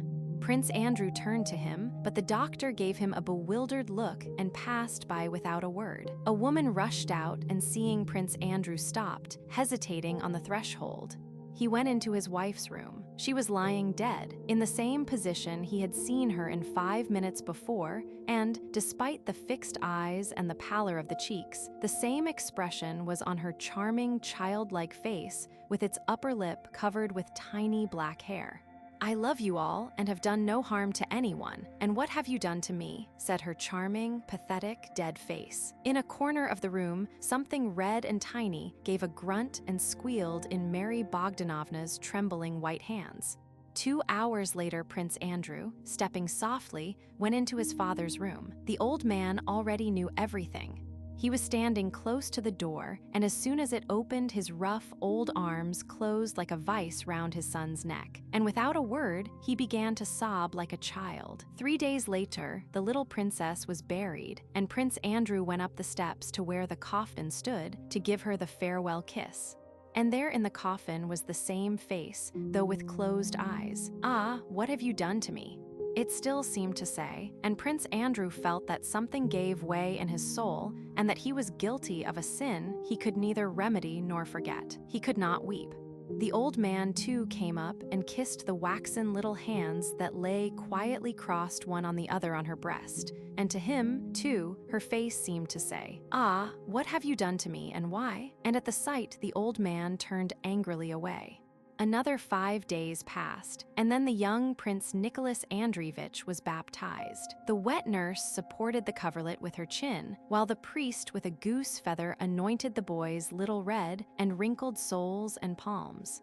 His grandfather, who was his godfather, trembling and afraid of dropping him, carried the infant round the battered tin font and handed him over to the godmother, Princess Mary. Prince Andrew sat in another room, faint with fear lest the baby should be drowned in the font, and awaited the termination of the ceremony.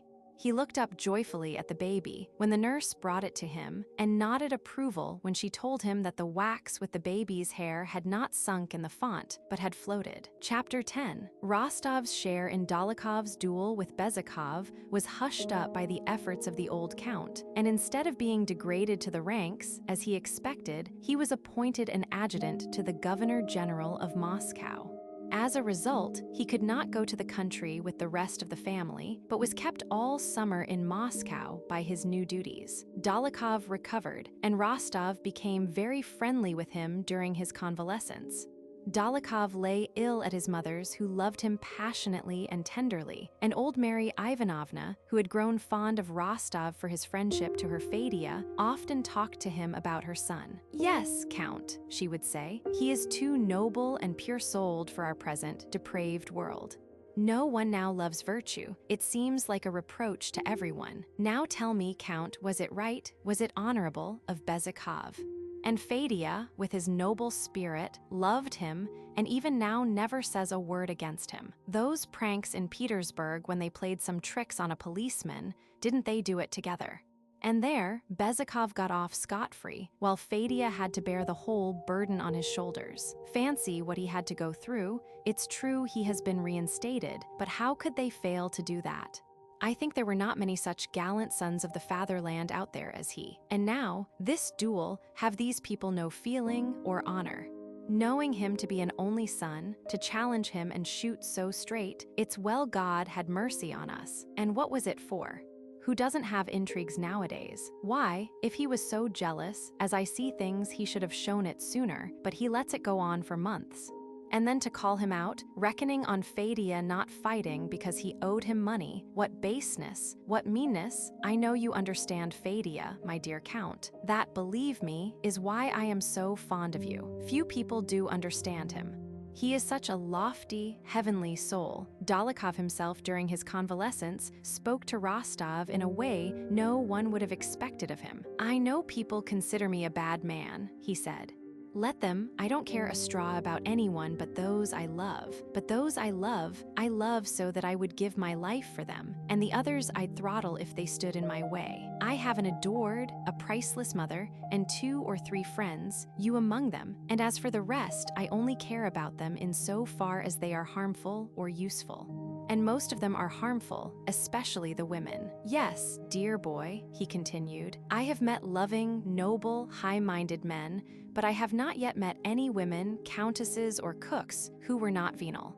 I have not yet met that divine purity and devotion I look for in women. If I found such a one, I'd give my life for her, but those...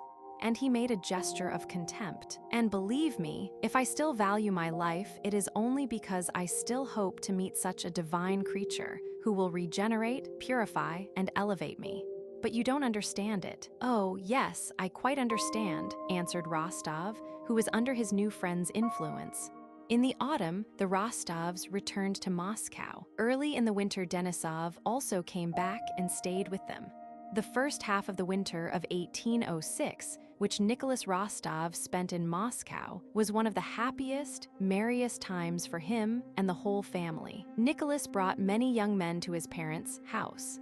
Vera was a handsome girl of 20, Sonia a girl of 16 with all the charm of an opening flower. Natasha, half grown up and half child, was now childishly amusing, now girlishly enchanting. At that time in the Rostovs' house, there prevailed an amorous atmosphere characteristic of homes where there are very young and very charming girls.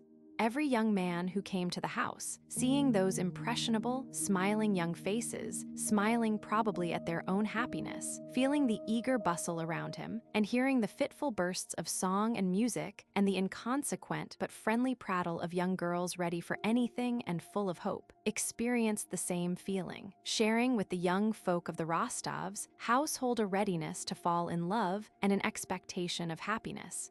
She almost quarreled with her brother about him. She insisted that he was a bad man, and that in the duel with Bezikov, Pierre was right and Dólokhov wrong, and further that he was disagreeable and unnatural.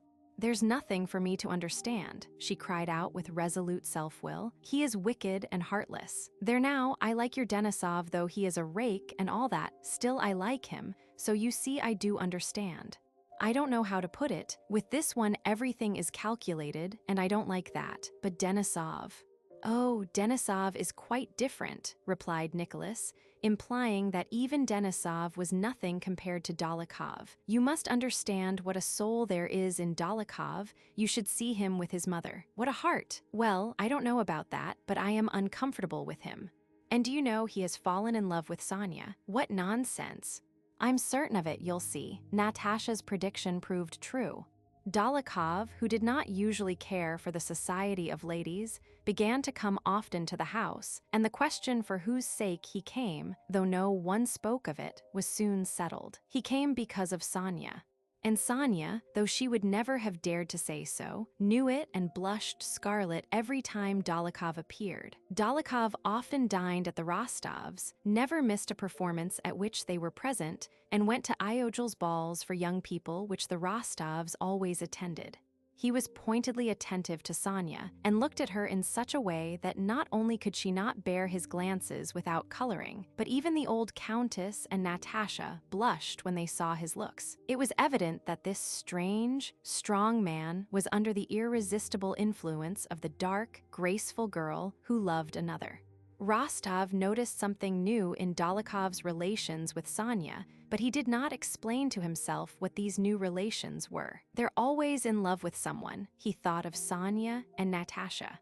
But he was not as much at ease with Sonia and Dólokhov as before, and was less frequently at home. In the autumn of 1806, everybody had again begun talking of the war with Napoleon with even greater warmth than the year before.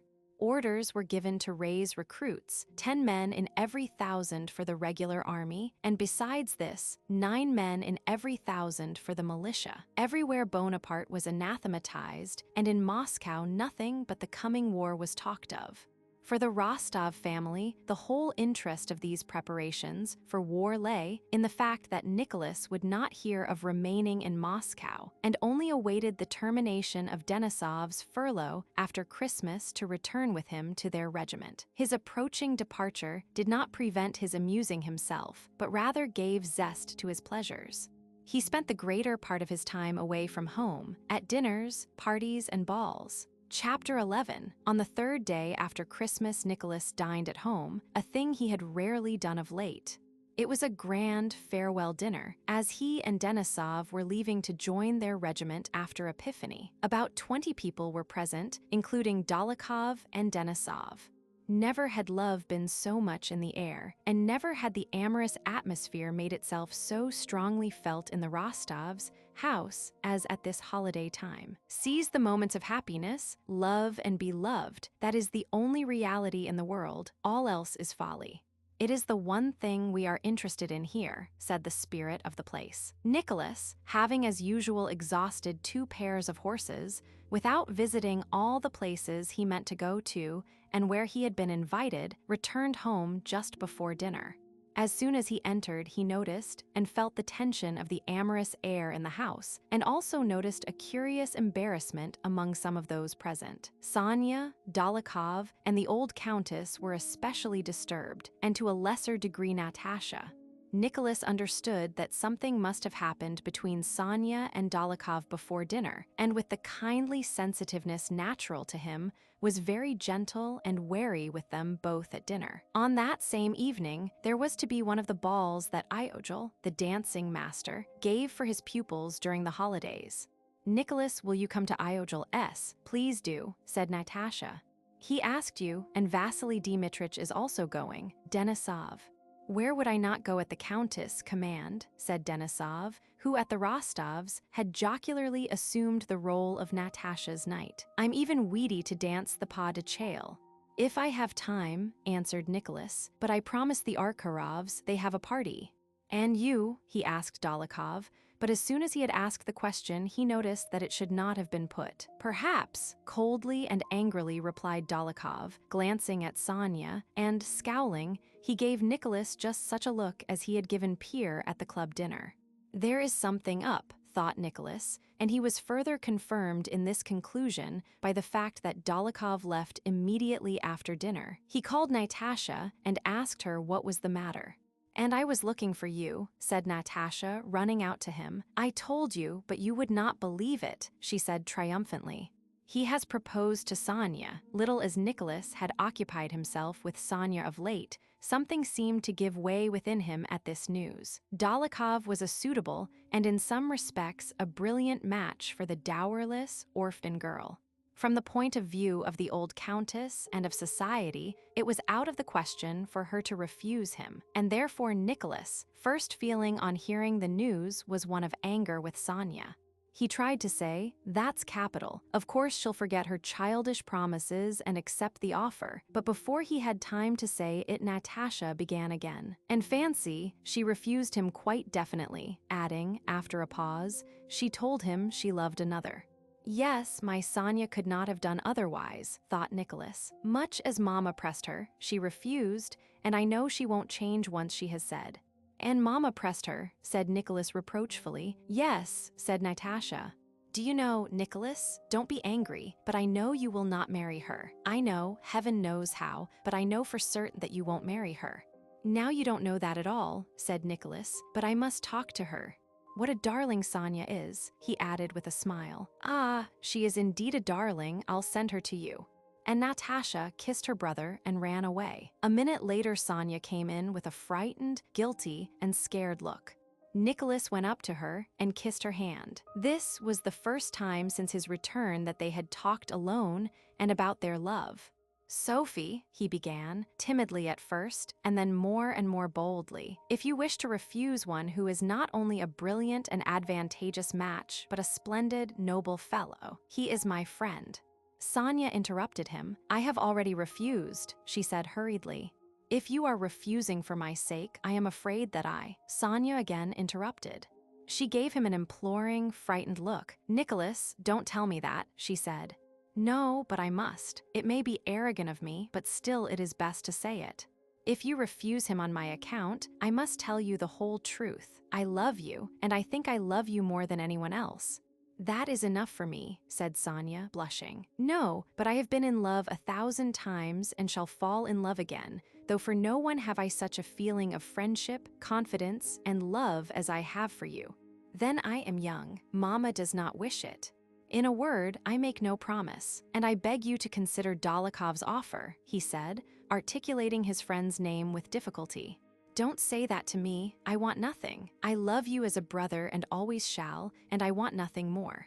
You are an angel. I am not worthy of you, but I am afraid of misleading you." And Nicholas again kissed her hand. Chapter 12. Idols were the most enjoyable balls in Moscow. So said the mothers as they watched their young people executing their newly learned steps, and so said the youths and maidens themselves as they danced till they were ready to drop, and so said the grown-up young men and women who came to these balls with an air of condescension and found them most enjoyable. That year, 2 marriages had come of these balls. The 2 pretty young princesses Gorchakov met suitors there and were married, and so further increased the fame of these dances. What distinguished them from others was the absence of host or hostess and the presence of the good-natured Iojel, flying about like a feather and bowing according to the rules of his art as he collected the tickets from all his visitors. There was the fact that only those came who wished to dance and amuse themselves, as girls of 13 and 14 do who are wearing long dresses for the first time. With scarcely any exceptions, they all were, or seemed to be, pretty. So rapturous were their smiles and so sparkling their eyes.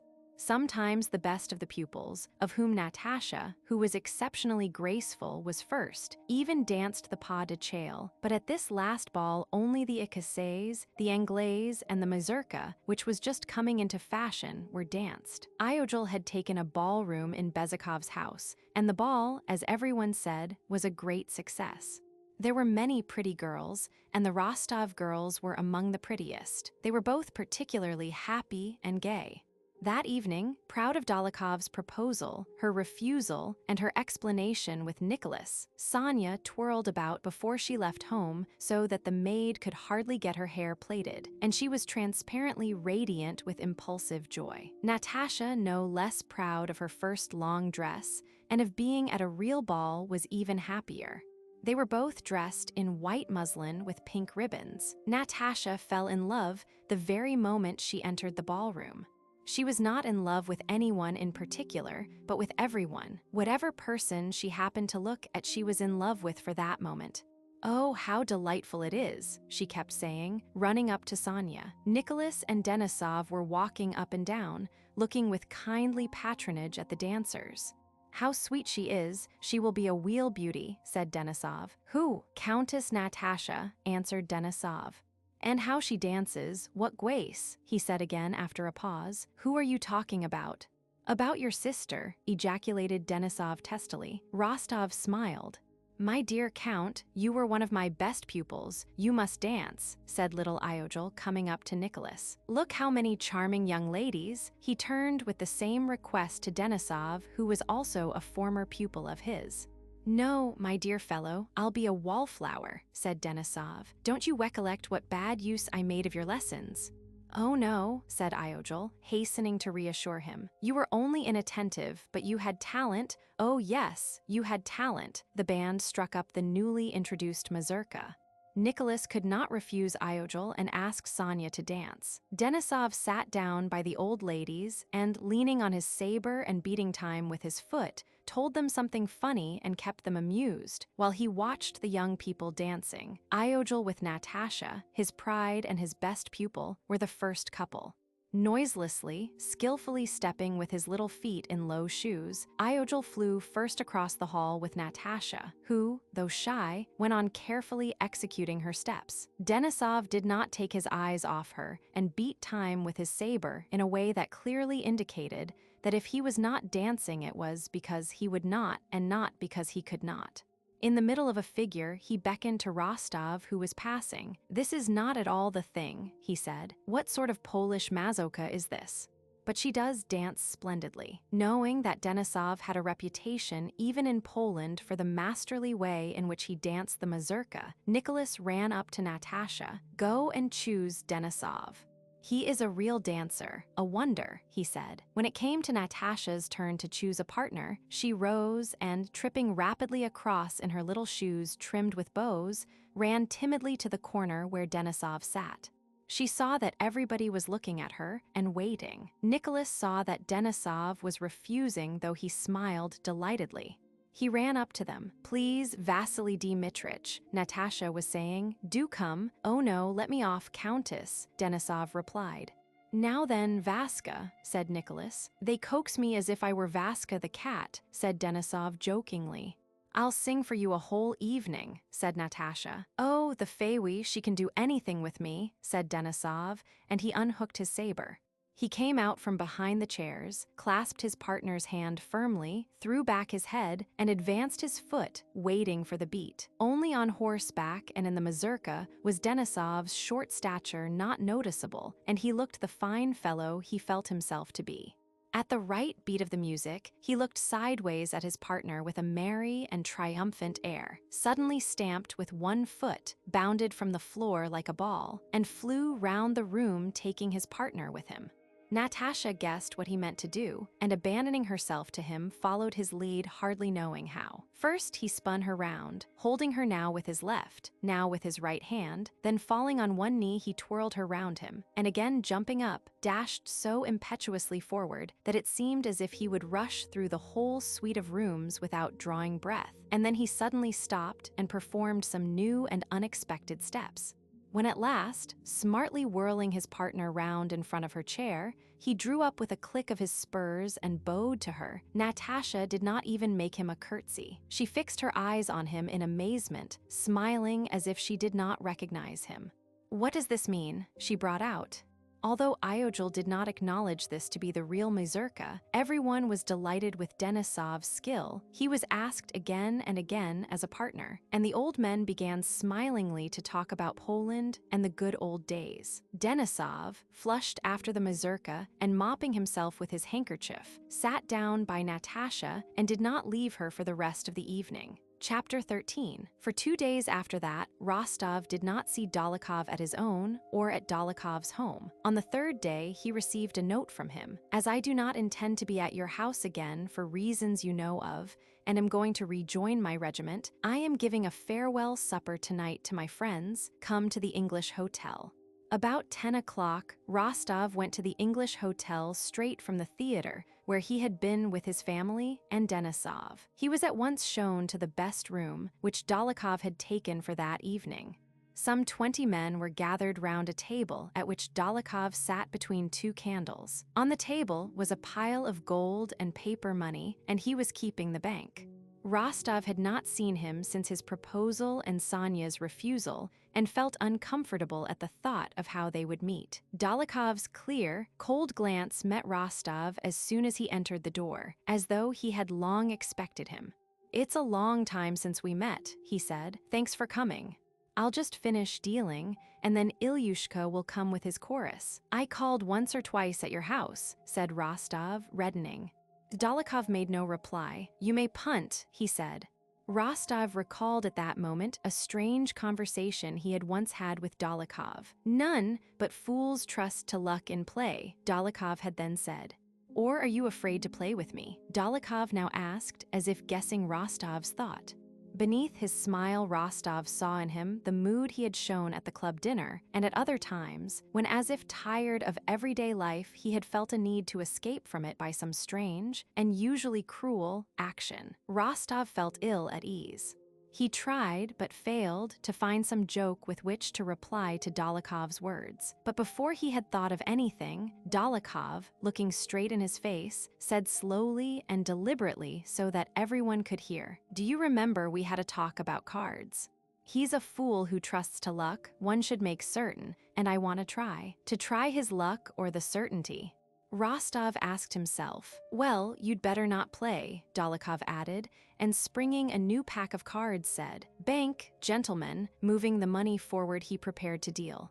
Rostov sat down by his side and at first did not play. Dolokhov kept glancing at him. "Why don't you play?" he asked, and strange to say, Nicholas felt that he could not help taking up a card, putting a small stake on it, and beginning to play. "I have no money with me," he said. "I'll trust you."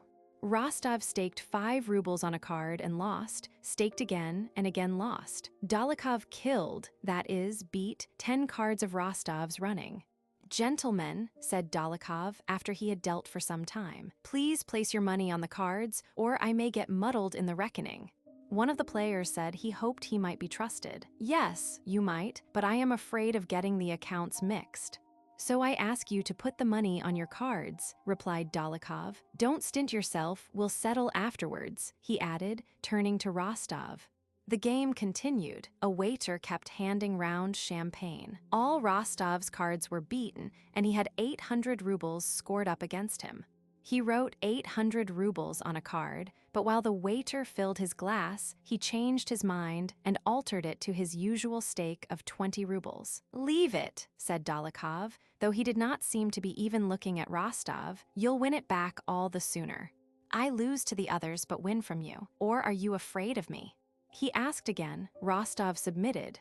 He let the 800 remain and laid down a 7 of hearts with a torn corner, which he had picked up from the floor. He well remembered that 7 afterwards.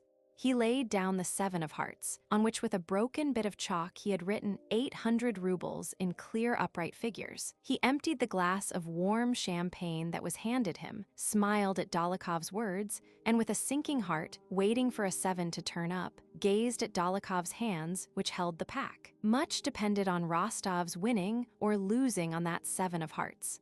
On the previous Sunday, the old count had given his son 2,000 rubles, and though he always disliked speaking of money difficulties, had told Nicholas that this was all he could let him have till May, and asked him to be more economical this time. Nicholas had replied that it would be more than enough for him, and that he gave his word of honor not to take anything more till the spring.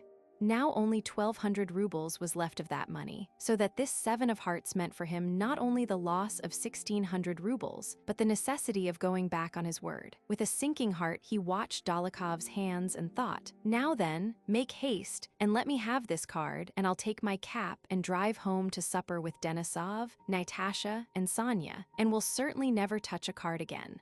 At that moment, his home life, jokes with Padia, talks with Sonia, duets with Natasha, piquet with his father, and even his comfortable bed in the house on the Pavarskaya rose before him with such vividness, clearness, and charm that it seemed as if it were all a lost and unappreciated bliss, long past.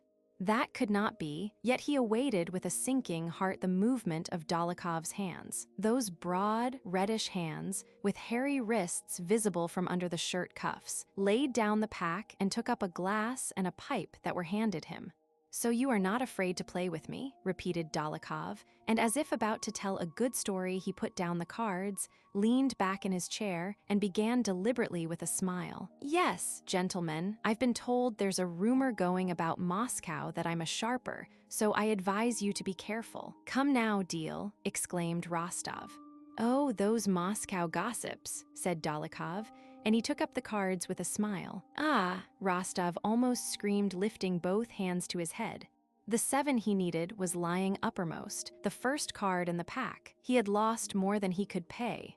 "Still, don't ruin yourself," said Dolokhov with a side glance at Rostov as he continued to deal. Chapter 14. An hour and a half later, most of the players were but little interested in their own play.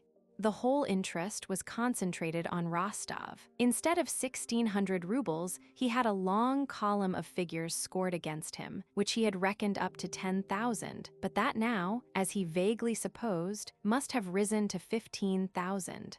In reality, it already exceeded 20,000 rubles. Dolokhov was no longer listening to stories or telling them, but followed every movement of Rostov's hands and occasionally ran his eyes over the score against him. He had decided to play until that score reached 43,000. He had fixed on that number because 43 was the sum of his and Sonia's joint ages. Rostov, leaning his head on both hands, sat at the table which was scrawled over with figures, wet with spilled wine, and littered with cards. One tormenting impression did not leave him, that those broad-boned reddish hands with hairy wrists visible from under the shirt sleeves, those hands which he loved and hated, held him in their power.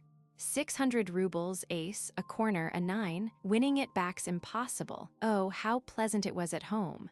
The knave, double or quits. It can't be, and why is he doing this to me? Rostov pondered. Sometimes he staked a large sum, but Dolokhov refused to accept it and fix the stake himself. Nicholas submitted to him, and at one moment prayed to God, as he had done on the battlefield at the bridge over the Enns, and then guessed that the card that came first to hand from the crumpled heap under the table would save him. Now counted the cords on his coat, and took a card with that number, and tried staking the total of his losses on it. Then he looked round for aid from the other players, or peered at the now cold face of Dolokhov, and tried to read what was passing in his mind. He can't want my ruin. Wasn't he my friend? Wasn't I fond of him, but it's not his fault.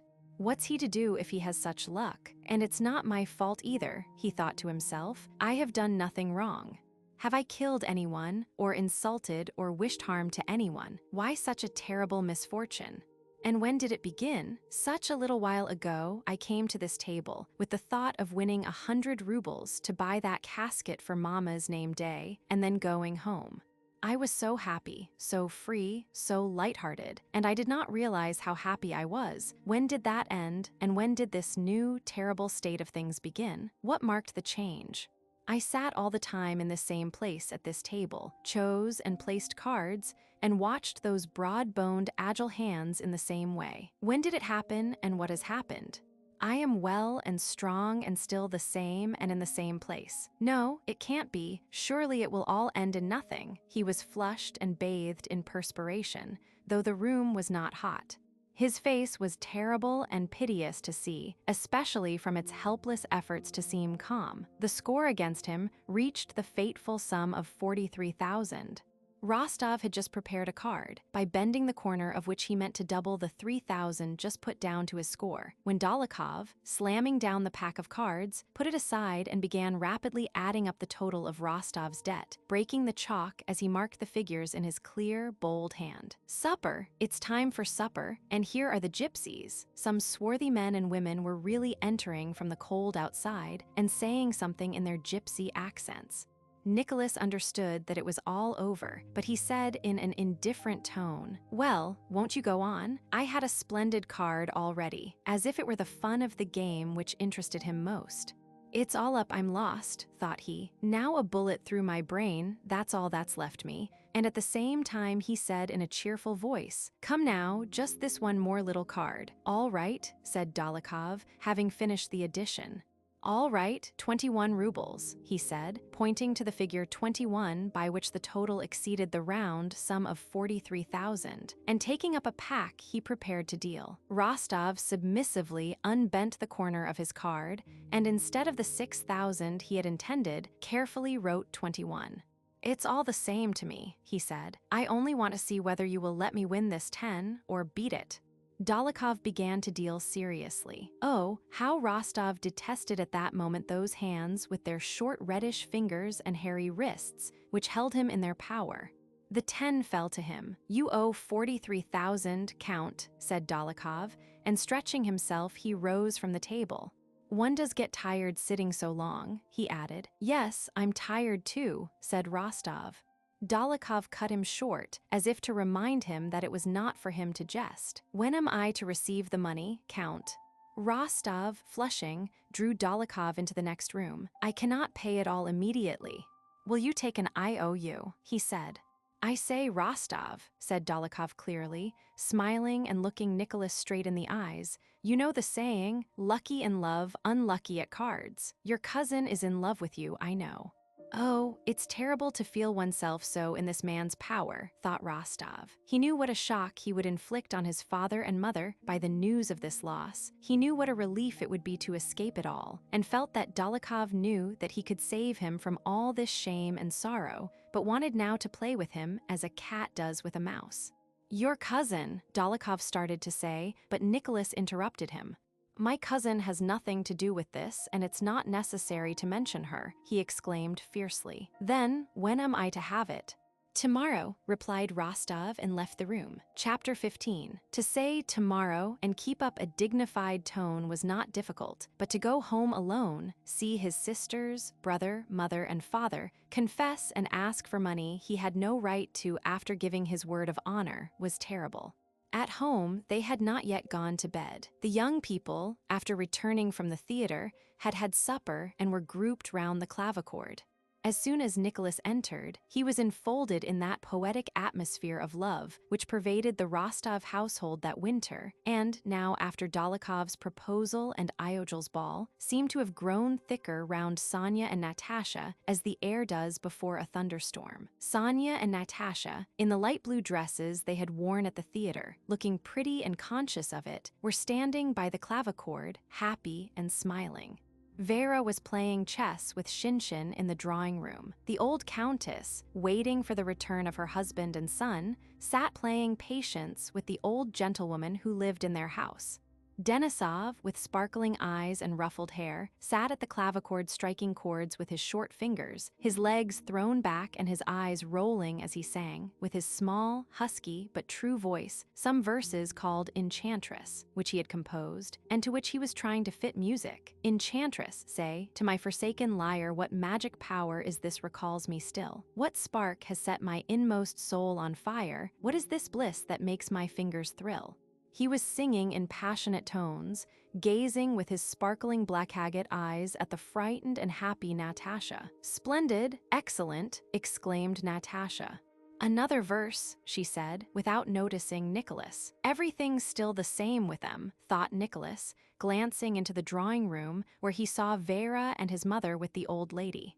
"Ah, and here's Nicholas," cried Natasha, running up to him. "Is Papa at home?" he asked. "I am so glad you've come," said Natasha, without answering him. "We are enjoying ourselves. Vasily Dmitrich is staying a day longer for my sake, did you know?" "No, Papa is not back yet," said Sonia. "Nicholas, have you come?" "Come here, dear," called the old countess from the drawing room. Nicholas went to her, kissed her hand, and sitting down silently at her table began to watch her hands arranging the cards. From the dancing room, they still heard the laughter and merry voices trying to persuade Natasha to sing. All white," shouted Denisov. "It's no good making excuses now. It's your turn to sing the Baccawola. I entreat you." The countess glanced at her silent son. "What is the matter?" she asked. "Oh, nothing," said he, as if weary of being continually asked the same question. "Will Papa be back soon?" "I expect so." "Everything's the same with them. They know nothing about it. Where am I to go?" thought Nicholas, and went again into the dancing room where the clavichord stood.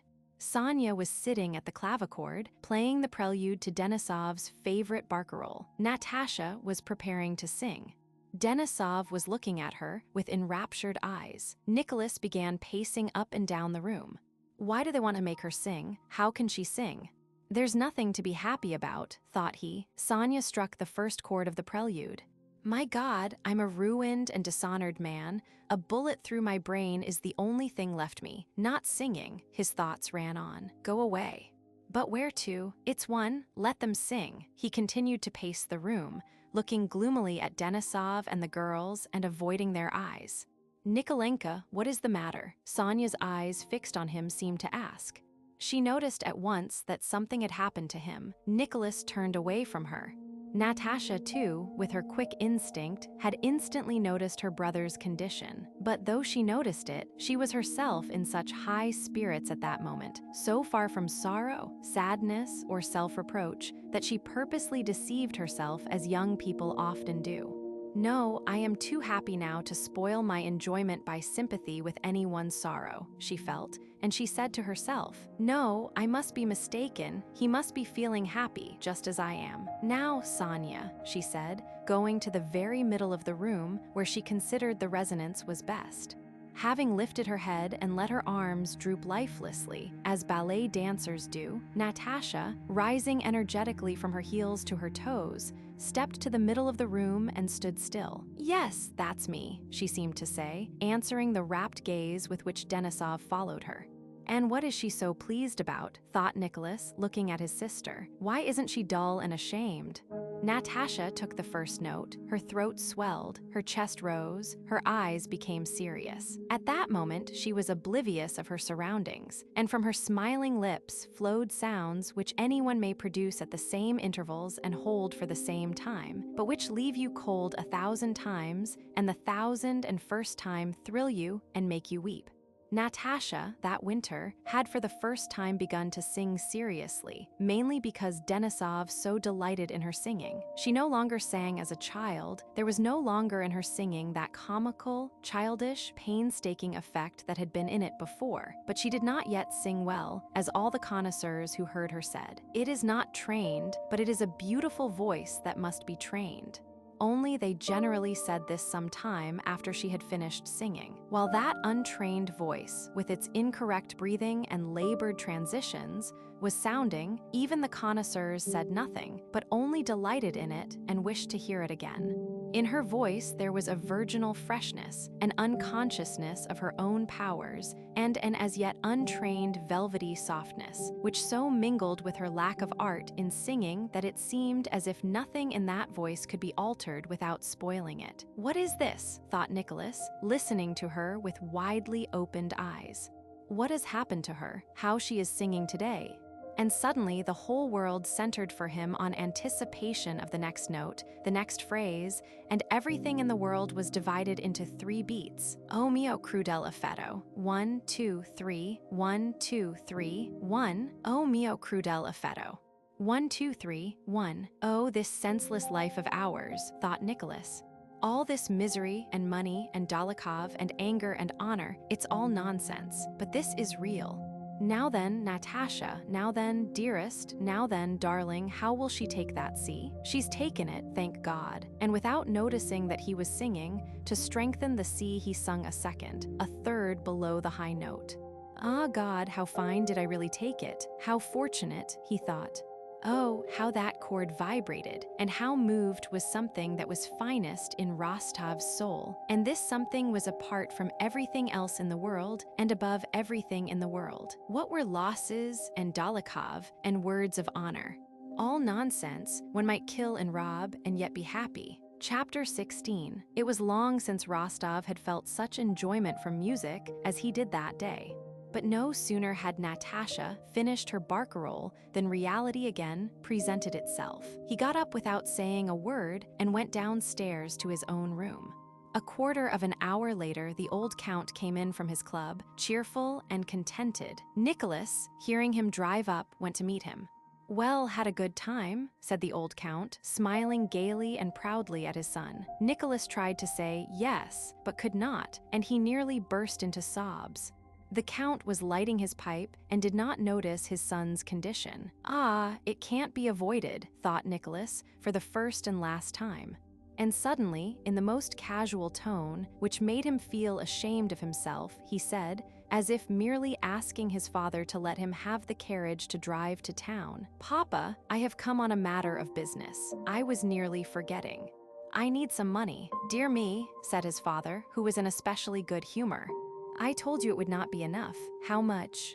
Very much, said Nicholas, flushing, and with a stupid, careless smile, for which he was long unable to forgive himself. I have lost a little, I mean a good deal, a great deal, 43,000. What, to whom?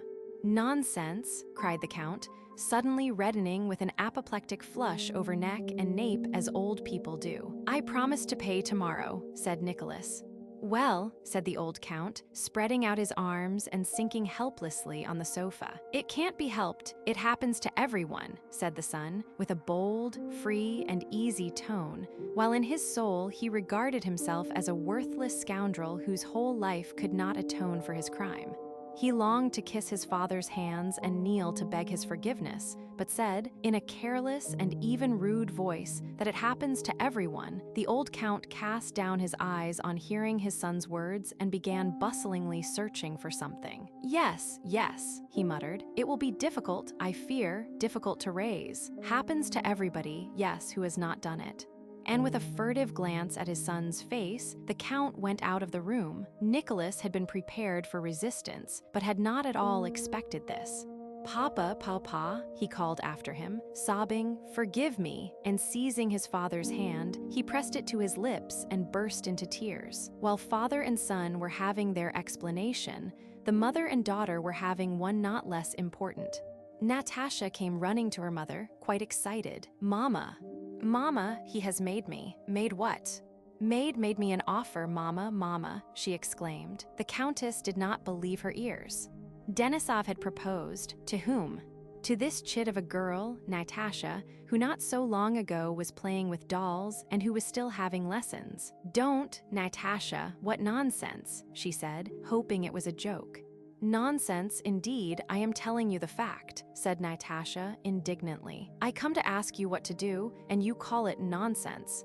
The Countess shrugged her shoulders. If it is true that Monsieur Denisov has made you a proposal, tell him he is a fool, that's all. No, he's not a fool, replied Natasha indignantly and seriously. Well then, what do you want? You're all in love nowadays. Well, if you are in love, marry him, said the Countess, with a laugh of annoyance. Good luck to you. No, Mama, I'm not in love with him. I suppose I'm not in love with him. Well then, tell him so. Mama, are you cross? Don't be cross, dear, is it my fault? No, but what is it, my dear? Do you want me to go and tell him? Said the Countess, smiling. No, I will do it myself, only tell me what to say. It's all very well for you, said Natasha, with a responsive smile. You should have seen how he said it. I know he did not mean to say it, but it came out accidentally. Well, all the same, you must refuse him. No, I mustn't. I am so sorry for him, he's so nice. Well then, accept his offer. It's high time for you to be married, answered the Countess sharply and sarcastically. No, Mama, but I'm so sorry for him. I don't know how I'm to say it, and there's nothing for you to say. I shall speak to him myself, said the Countess, indignant that they should have dared to treat this little Natasha as grown up. No, not on any account. I will tell him myself, and you'll listen at the door. And Natasha ran across the drawing room to the dancing hall, where Denisov was sitting on the same chair by the clavichord with his face in his hands. He jumped up at the sound of her light step. Naughtily, he said, moving with rapid steps toward her, decide my fate. It is in your hands. Vasili Dmitrich, I'm so sorry for you. No, but you are so nice. But it won't do, not that, but as a friend, I shall always love you. Denisov bent over her hand, and she heard strange sounds she did not understand. She kissed his rough, curly black head. At this instant, they heard the quick rustle of the Countess' dress. She came up to them. Vasili Dmitrich, I thank you for the honor, she said, with an embarrassed voice, though it sounded severe to Denisov. But my daughter is so young, and I thought that, as my son's friend, you would have addressed yourself first to me. In that case, you would not have obliged me to give this refusal. Countess, said Denisov, with downcast eyes and a guilty face. He tried to say more, but faltered. Natasha could not remain calm, seeing him in such a plight.